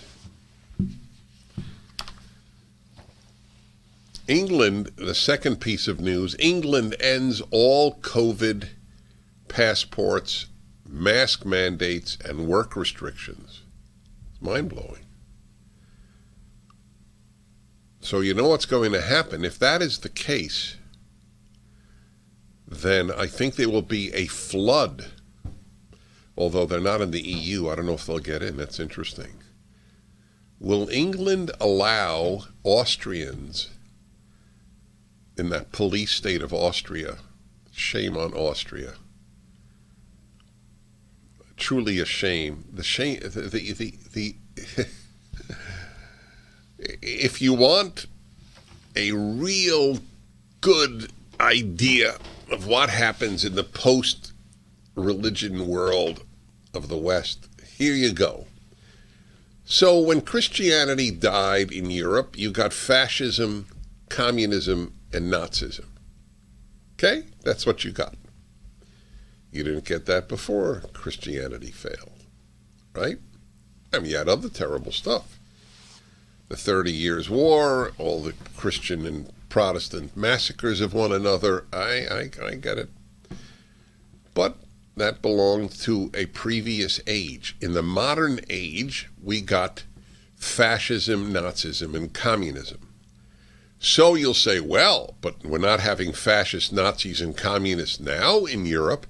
They seem to have done very well as a completely secular society. Oh, really?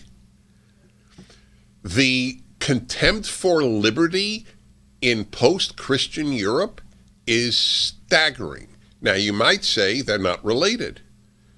You can't deny that they crap on liberty in every European country, with the partial exception of Sweden. You can't deny it. If you do, it's pointless to have a discussion. I mean, the draconian laws that just passed by the French Parliament and which Austria is introducing as of February 1st, these are mind-blowing. You can't do any. You basically have to stay in your house. Canada, too. Another secular country which has contempt for liberty. And reason. It's very important. The contempt for liberty and the contempt for reason go hand in hand. So now you see America has not been like that, because America is a more religious country than any European country, than any West European country, let's put it that way. Yes. Europe is essentially morally worthless. That's what it is. They're wimps, and they're proud of it. They don't fight evil, but they sure as hell fight the unvaccinated. Oh, man. Restrictions including COVID-19 passes, mask mandates, and work-from-home guidance will be removed in England. UK Prime Minister Boris Johnson announced on Wednesday. That's today. Johnson also suggested that self-isolation rules may also be thrown out at the end of March as the epidemic becomes endemic. No longer asking people to work from home. Pass mandate for nightclubs and large events won't be renewed when it expires January 26th. And from Thursday, that's tomorrow, indoor mask wearing will no longer be compulsory anywhere in England. Wow. Oh, no wonder my wife, Emily, let's go to England. She heard of this before I did. I agree with you. Let's go to England. The requirement for secondary school pupils to wear masks during class and in communal areas will also be removed. Roaring cheers from lawmakers could be heard in the House of Commons following Johnson's announcements. Oh, I want to play that. Sean, if you find that during the break, I will give you a very expensive cigar and liberate you from your Greek Orthodox friend. We'll be back in a moment.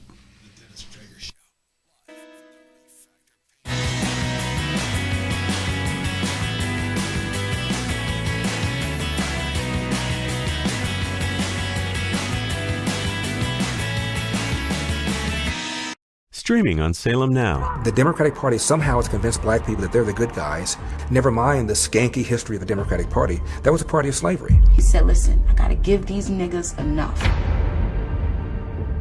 Not too much, but enough that I'll have them voting Democrat for the next 200 years. The race grievance industry would have you believe that blacks get up and think about nothing else except race. If I tell you this is racist, yeah, I would get you emotional. There is a whole big cottage industry for racism. If racism went away, a lot of people would be unemployed. The mob during the Minneapolis riots following the death of George Floyd. A bunch of white thugs, frankly, burning down the city's traditional black and Asian business district. They're racist, racist, racist, racist, racist. Everything's racist. Look for Salem Now in the App Store or go to salemnow.com. Streaming on Salem Now. Fiance? No, I can't be your fiance. You're gonna go. You're gonna be my fiance, and you're gonna be the most amazing, fascinating, most successful man ever. We're only gonna be there for a few hours, eat dinner, and I promise we'll have the best breakup of all time. My baby, my princess. Oh, yeah. Stream on your phone, tablet, or TV. Look for Salem Now in the App Store or go to salemnow.com. Trending now on the Dennis Prager Show. When I started teaching, I was only 25. I was only 7 years older than my students. That's not a great span of time for between a man and a young woman, and it is a daily distraction. That's right. It is. I thank you for your honesty. That is exactly right. And it is not his fault. He's built that way. It's no more his fault than food is a distraction to the hungry. Okay? There is no difference between the two.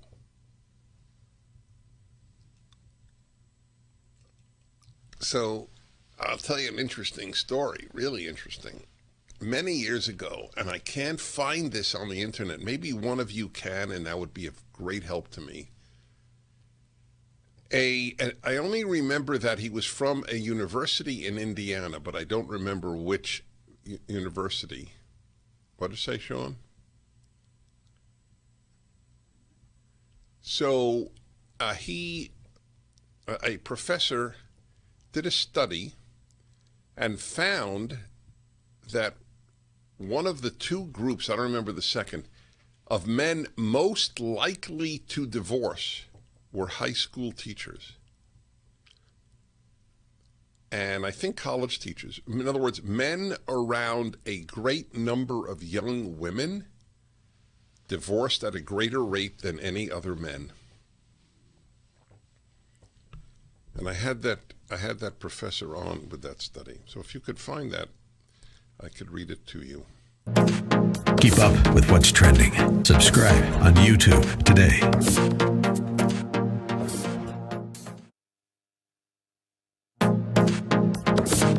Trending now on the Eric Metaxas Show.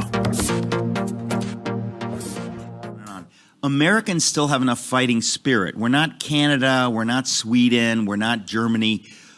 And I would say that even under lawful elections where it was close but you lost, the incoming administration would say, you know, we don't really have a mandate. Normally people would say, I've got to deal with this closely divided group. I can't do.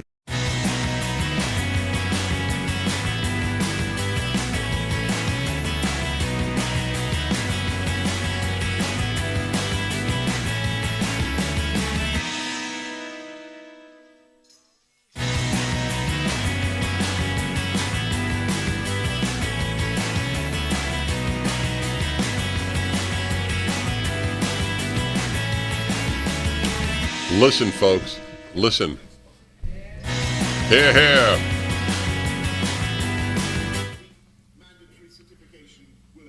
Hear, hear.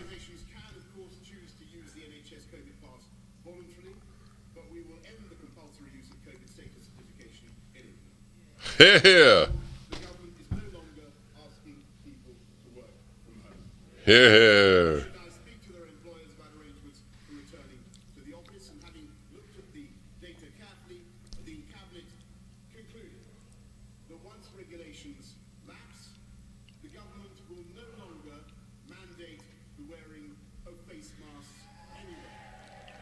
All right, let's leave it at that. How do you like that? Basically, my friends, the United Kingdom has become Florida. Prime Minister DeSantis, thank you. Now, how do you explain this? Why will England opt for complete freedom and France for complete subjugation? And Holland for complete subjugation, Austria for complete subjugation. Why is that? Same damn virus, right? Because wimps dominate the European continent. You have to understand they're wimps. Macron is a nothing with power, and half or more of his people agree with that. So too here. Leftism isn't so much a political position as a state of immaturity. That is what it is. The ACLU, the LGBT movement, the whatever they are. What is it? The freedom? What is it called? Human Rights Campaign. Yes. The Southern Poverty Law Center, Media Matters. These are children. These are scared, lying children. That's what they are. And we produce them en masse at the university. If you can stay a child, we have succeeded at the university. You stay a boy and you stay a girl. That's what you are. Everybody on the right knows what I'm saying is true. Everyone. They are weak, they are mean, and they lie. All of them. Every organization I just mentioned. The Human Rights Campaign, the SPLC, the ACLU, Media Matters, That's all they do. They smear and lie. How these people sleep well at night proves that the conscience is extremely weak in the human condition. It plays little role. They get paid well to do what they do. If they couldn't smear, they'd be unemployed. It's always an interesting question. What would these people do if they didn't get paid, if they didn't have donations from fellow travelers? I don't know what they would do. When you've devoted your life to lying and smearing and complaining and crying and screaming and making yourself into victims, I don't know what you do for a living if you had to leave that. It's an interesting philosophical question. So what is the difference between England and the rest of Europe? I don't know. Maybe that it's run by a conservative who's gotten sick of all these life-suppressing laws in the name of preserving life. Do you understand the lies that we've had to live with for 2 years? If you had COVID, you don't have natural immunity, it's worthless. Only the vaccination, which is no longer even called a vaccination because vaccination has been redefined by the CDC. It's the first vaccination that does not, in fact, protect you. You're protected against measles with the measles vaccine. You're protected against polio with the polio vaccine, but you're not protected against COVID with the COVID vaccine. And people go along with it. Oh, give me my third shot in 1 year. Absolutely, I'd love it. And make sure my kid gets it. Even though this is a fact, your child is more likely to be hurt by the vaccine than to die of COVID. But people will still poison their children, or, let me be precise, risk poisoning their children for no reason at all other than they have been brainwashed into fear. Half this country knows that. That's the reason for all the divides. They think we are anti-vaxxers. They go no deeper than that. It means that's all they need to know. We think they're scared fools. It's a big divide. And it's very sad. It's almost every family has it. But we don't hate them. They hate us. Well, what is it? Yep. Anyway. Democrats are more than twice as likely as other voters to favor harsh government restrictions being placed on unvaccinated people's lives, ranging from fines and house arrest to imprisonment in government facilities and loss of child custody. People are losing their children if they're not vaccinated. Yes. That's really something.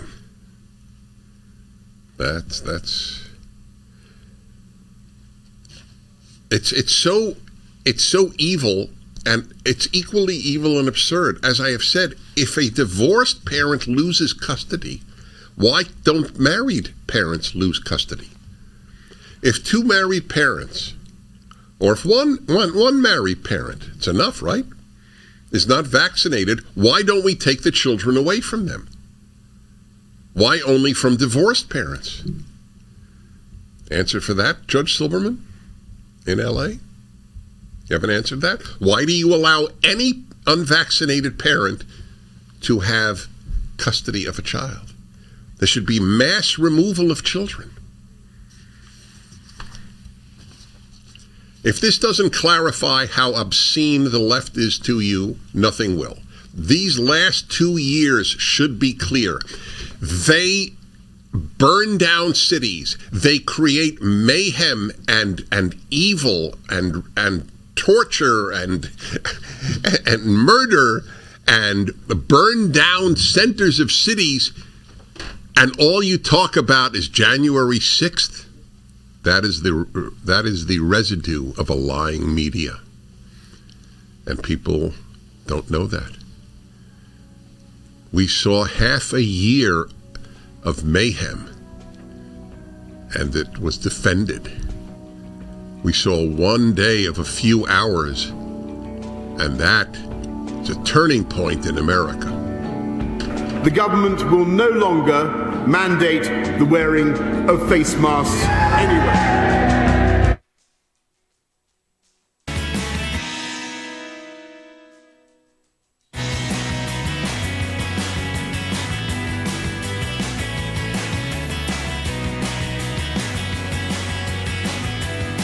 The Democratic Party somehow has convinced black people that they're the good guys.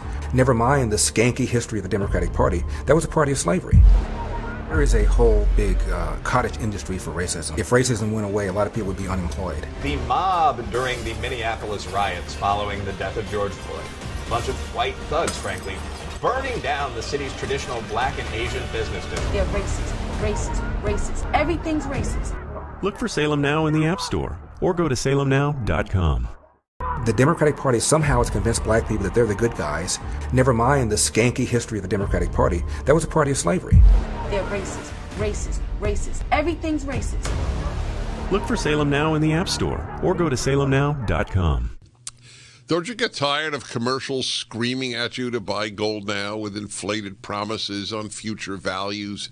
In an unregulated industry, you need honest, real experts to give you solid advice to protect your wealth and top picks on the best coins and bullion based on real-time data and historical trends. For example, as environmental policy becomes a hot topic, one precious metal that's been significantly undervalued for years is potentially set to surge. Nick Rovich, owner of AmFed Coin and Bullion, has long recommended this precious metal. Up to 600,000 ounces of this rare metal will be needed by 2030 to produce green hydrogen. Nick is doubling down on this pick, and you should too. Call Nick at AmFed Coin and Bullion to find out more. I've been friends with Nick for years, and he's my go-to guy when it comes to coins and bullion. I trust him. He is a good and very knowledgeable man. Call Nick at 800-221-7694, 800-221-7694, AmericanFederal.com, AmericanFederal.com. Not one mistake. Trending now on The Charlie Kirk Show.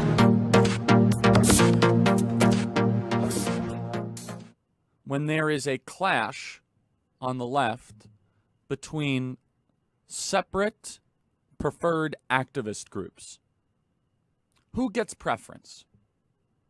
Who wins? Now, on the left, they have a hierarchy. Not any different than a hierarchy that you would have in any sort of organization. You see, when the left has a moment of disagreement or conflict, it is very important to realize that there is a structure of what matters more than something else. I wrote a piece for humanevents.com where I wrote, it was literally called, "This Matters More Than That." Now, a great example of this is when Fauci, the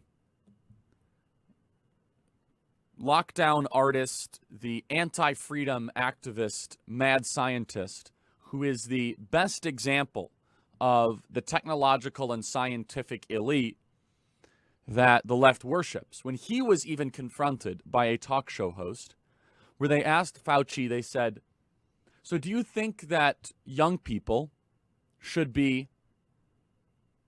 stop hooking up via Tinder and basically having very promiscuous relationships?" And Fauci said, "Well, you have to understand there's some risk to that." He didn't denounce it because he understood that if he came out against promiscuous behavior for young people, there'd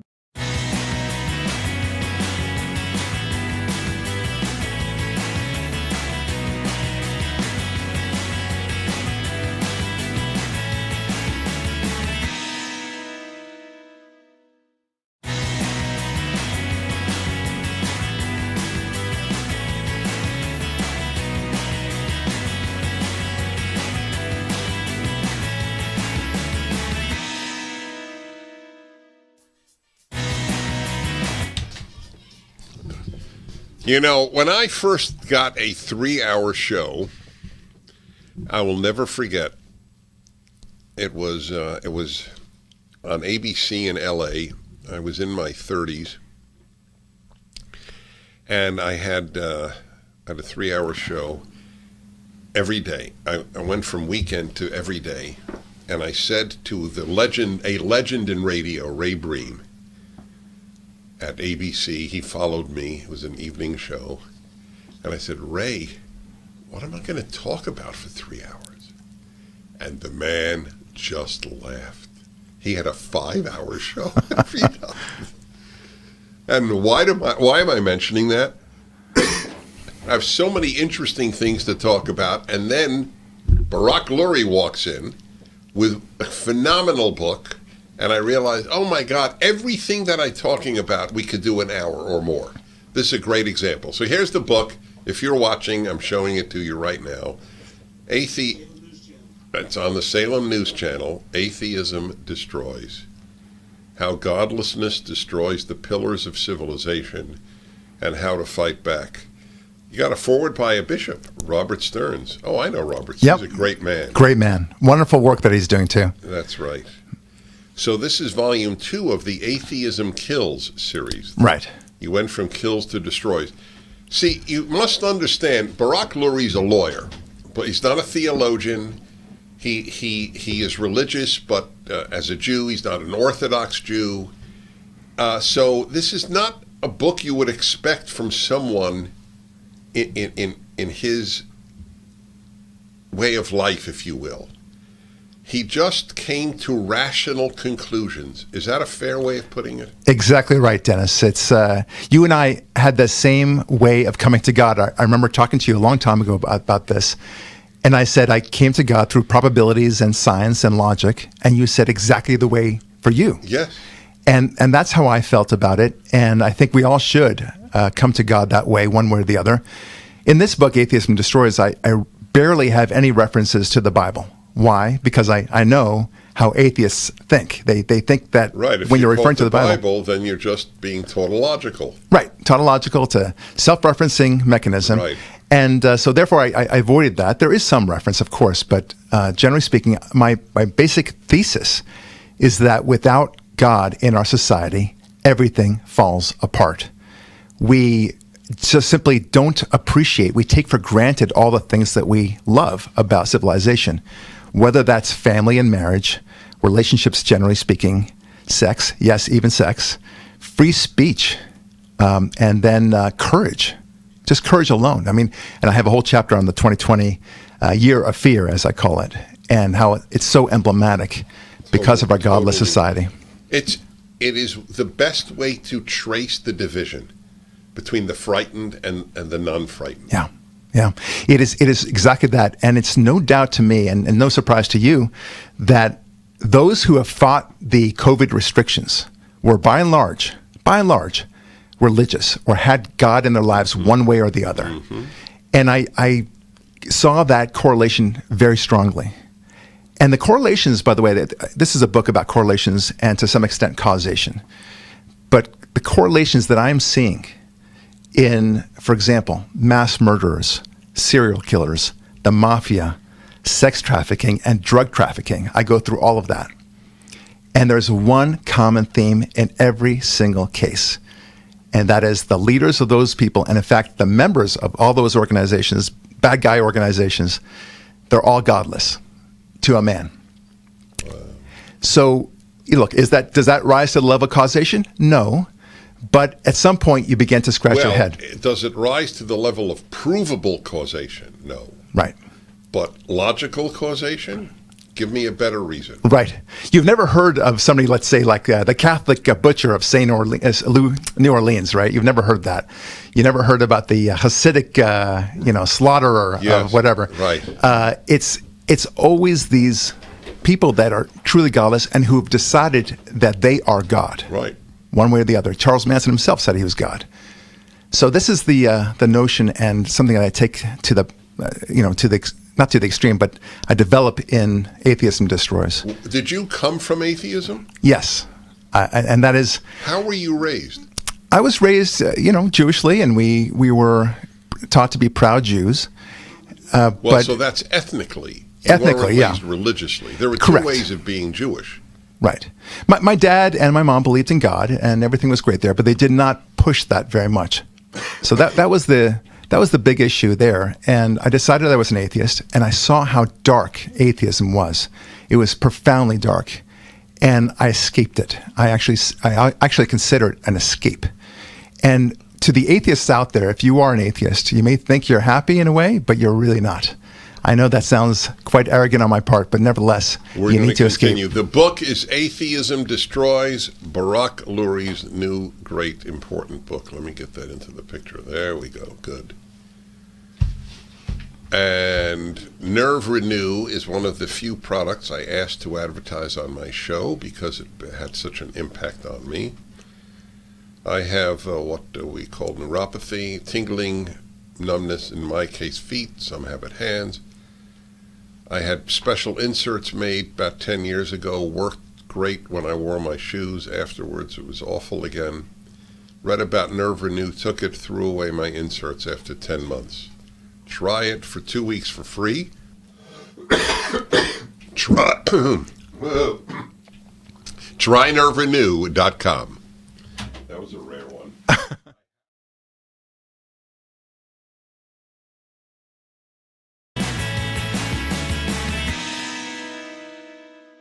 Streaming on Salem Now. I grew up poor, which is even worse than being poor. Our lunch consisted of whatever my mother could scrape together from the dinner the night before. We would have sandwiches with no meat. My American dream entailed working hard and making $20,000 a year. But I surpassed that goal and became a corporate CEO. Put in an economic growth plan called 999. We'll all be able to say, free at last, free at last.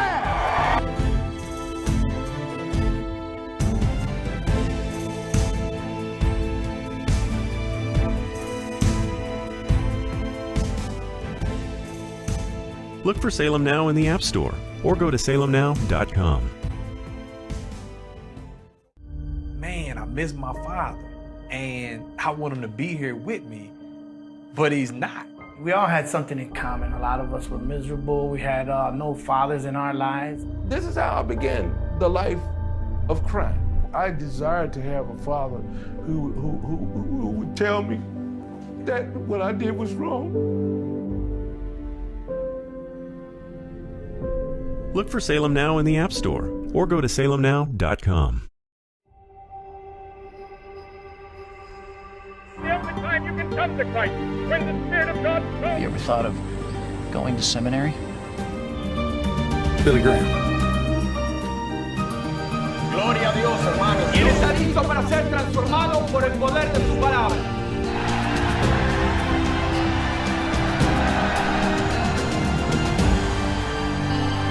Look for Salem Now in the App Store or go to salemnow.com. Streaming on Salem Now. How do you mind if you think this family can pick you up every time you fall? Every time I take one step forward, seems like I fall. Boy, Dylan Wright came in this morning. He wants to fight you.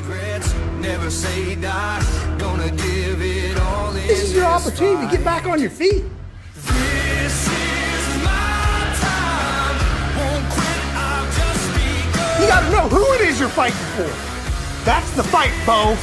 I can't believe I'm saying it, that Bo Lawson can go 10 years without a competitive fight, and here he is going toe-to-toe with the world champion. No one expected this out of him.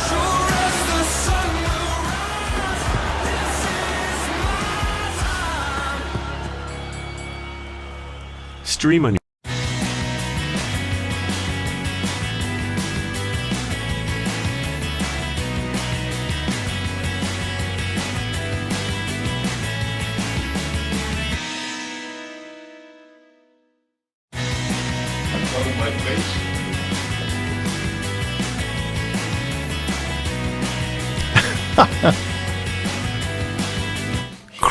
Cruel. That's right, yeah. I want to remind you folks that you can save, and it's the truth. Anyway, I'd never tell you anything I ever believed was not true. You can save $800 a year per family on your phone bill with Pure Talk. I didn't believe that you could get for $30 a month with unlimited text and unlimited talk and 6 gigabytes of data. I did not believe that could be as good as T-Mobile, Verizon, or AT&T. So I actually signed up, and it's just as good. And you can get a phone if you want at a great price. iPhone or, what's the other one? Android, yes. Or Android. I have an Android, so I should know that. But I have now both as a result of them. Anyway, what you do is dial pound 250 on your phone. You can keep your phone, you can keep your number, your choice. But you'll save a bundle, and you save an extra 50% the first month when you dial pound 250 and say Dennis Prager. Pound 250. Say Dennis Prager, Pure Talk. My guest is Barak Lurie, a wonderful man, a great thinker. Here's his book. They said I should put it in front of my face. I am in no way insulted, by the way. I'm fine with that.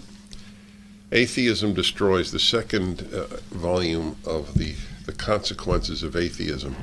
I want to make clear to everybody listening, neither you nor I have ever said, nor do we believe, that every atheist is a bad person. Okay, just want you to say that in your own words so as to make it clear. Exactly right. In fact, that's one of the comments and the charges against this book that people make, and one of the three major ones. They say, I'm an atheist, and I'm a good guy, I have morals, I don't want to kill anybody, I don't want to destroy anybody. No, I'm saying exactly what you just said, Dennis, that no, your ideology is dangerous. The notion of atheism is dangerous. Just as if you were to tell me, if you were a communist, I would say, listen, your ideology is destructive and has been destructive, although you might be a great communist in and of yourself, but that's it. So yes, there's a difference. You can choose not to believe in God. That's your business, of course. It's a free country. But atheism itself, whether you realize it or not, is a highly destructive ideology. Indeed, as I argue in my book, it is the most destructive ideology ever. Nothing, and more so than fascism and communism. Atheism. So you wrote before this, Atheism Kills, right? Yes. Yeah. Another great book. So how does this differ from the first one? Right. So Atheism Kills focused on and answered my question to myself. What has killed more, religion or the absence of religion? And as we discussed when you had me on last time for Atheism Kills, atheism has killed far more. Godless regimes that insisted on an atheistic enterprise as their guiding principle have killed far more than anything that religion has ever thrown at the world. And yes, and that includes the Inquisition, the Crusades, or even the religious wars. Atheism killed upwards of 100 million people in the 20th century alone, and some people think 200 million, to say nothing of the brutalities and the rapes and the tortures. So that was all in the 20th century alone, and it's still going as we speak.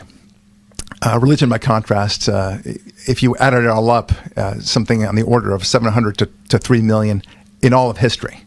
So it's, and even then, that would be a very liberal interpretation of what religion has wrought. So, for example, the Inquisition was not a church doctrine. The Crusades, while it was a church doctrine, the killings that occurred in the process were not because of church doctrine. In fact, the church told the Crusaders not to go ahead and kill anybody along the side, Jews included. So there's a misunderstanding of history, but people hear this mantra and it keeps on echoing, and they decide that they know what they're talking about, that religion has caused far more deaths than anything else. They're wrong. That is the essence of Atheism Kills. And the difference here is Atheism Destroys is how it actually destroys the pillars of civilization. Free speech, relationships, family, courage, and law and order for that matter, and justice. Just those minor things, Dennis, no right. Big deal. Not to mention the number of depressed people because they have lost the only source of ultimate meaning. Every atheist philosopher I have read, and I quote in my book as you do in yours, has acknowledged no God. What was it? Dawkins' famous thing? We're just robots or something? Right. Do you remember the exact I don't quote? remember the exact quote, but he's basically saying we are automatons. Yes. We are dust, and we just move about our daily lives. And he would be right He as is an right. atheist. If you're an atheist, that's what we are. We're dust. Right. And if you take that seriously, it's depressing. Yeah. I mean, why people should acknowledge that. I argue to every atheist, if they have the time to do it, I simply say, why did you get married? Why do you have kids? There is no reasonable explanation why anyone should have kids if they don't believe in God. Well, a lot aren't. Yeah. That's exactly what's happening. Well, it's the reason why it is the reason why we have now the lowest population growth in history, in American history. I think it's like 0.1% growth, and it's just bizarre and absurd. But nevertheless, that's the reason why people realize that there's no meaning in their lives. Why would they have a kid with all the burdens and the challenges and the things that you can't possibly know about what your kid's going to be like, right? He might turn against you. He might become a Buddhist or whatever it is, or he might hate you in the end. So why would you do that, right? I mean, to say nothing of the costs and dealing with all his childhood problems and traumas and monsters under the bed and everything else. Why? And they don't have an answer to that. An atheist sometimes will say, well, I want to pass on my values, to which you say, why? What's there to pass on? If you are dust to dust, then what do you care what happens? If everything was an accident, what do you care whether your child passes on your values? And P.S., who's to say that he's going to pass on your values? By the way, for the record, Douglas Murray in England, who is gay, and I only mention that because that gives you sort of more credentials these days, and secular, is a completely agreement with you. Yeah. He says, look at Europe without religion. Yeah. It's nothing. It's become a nothing. Yeah. This critical book is called Atheism Destroys. The Dennis Prager Show.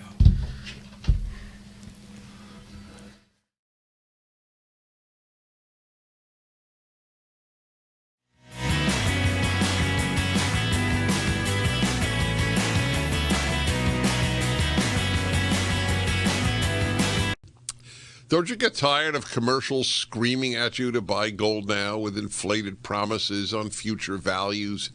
In an unregulated industry, you need honest, real experts to give you solid advice to protect your wealth and top picks on the best coins and bullion based on real-time data and historical trends. For example, as environmental policy becomes a hot topic, one precious metal that's been significantly undervalued for years is potentially set to surge. Nick Grovich, owner of AmFed Coin and Bullion, has long recommended this precious metal. Up to 600,000 ounces of this rare metal will be needed by 2030 to produce green hydrogen. Nick is doubling down on this pick, and you should too. Call Nick at AmFed Coin and Bullion to find out more. I've been friends with Nick for years, and he's my go-to guy when it comes to coins and bullion. I trust him. He is a good and very knowledgeable man. Call Nick at 800-221-7694, 800-221-7694, AmericanFederal.com, AmericanFederal.com. Not one mistake. Trending now on The Larry Elder Show. Good. Thank you for taking my call. My pleasure. I'm a green card holder, have been for 20 years. Thank you. From where? When I first, from South Africa. Excellent. Thank you.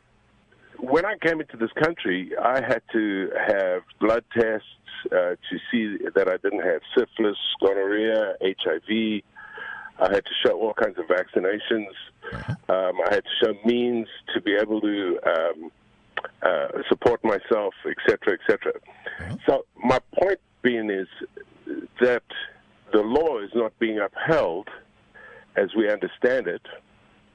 And so I don't understand how they are circumnavigating the law again. I mean, obviously allowing these people into the country in the first place without proper vetting, etc., is one of the ways. But I mean, the laws are written for legal immigration.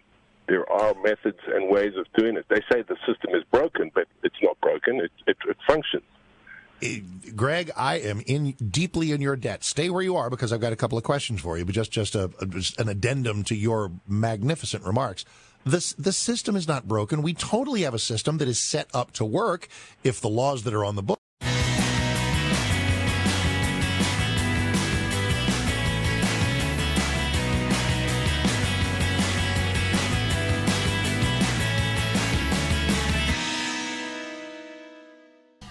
All right. Have you heard that Israel occupies the West Bank? Have you ever asked yourself, is it true? Renowned law professor Eugene Tatarovich dives into this question in the new video from Prager University. See it at prageru.com where we see Scott, what should I expect you to be listening. Hi, everybody. Final segment of the show, final segment with Barak Lurie, one of my favorite people, and despite the fact that he's a lawyer. However, they make lawyer jokes. I think that we need to make doctor jokes, what the medical profession has been reduced to in the last 2 years. Your profession is in no way more laughable than the medical profession. I'm very sad to say. The book that this man has written is the second volume about atheism, and it's Atheism Destroys. The first was Atheism Kills. I must explain, Barak Lurie's a lawyer. He's not a theologian. He's not a rabbi. He's not a priest or minister. He's certainly not a priest. He's got a family. But he comes to it as such, as a rigorous thinker. That's what part of the reason this is so effective. So, do you raise your kids very God-centered? What has happened to you in terms of being a father? Yeah, well, first of all, part of the reason why I have kids in the first place is because I believe in God. And the reason why I have 3 kids, not just 1 or 2, is because I believe in God. And I feel that the only way to meaningfully raise kids is to make sure that they have an understanding of God. Even if they don't go to synagogue or church as often as, frankly, as I'd like to, they still have to appreciate that God is part of their lives. And I actually, when I was writing Atheism Kills, I got involved. I had the kids get involved in the proofs to themselves of why God is real.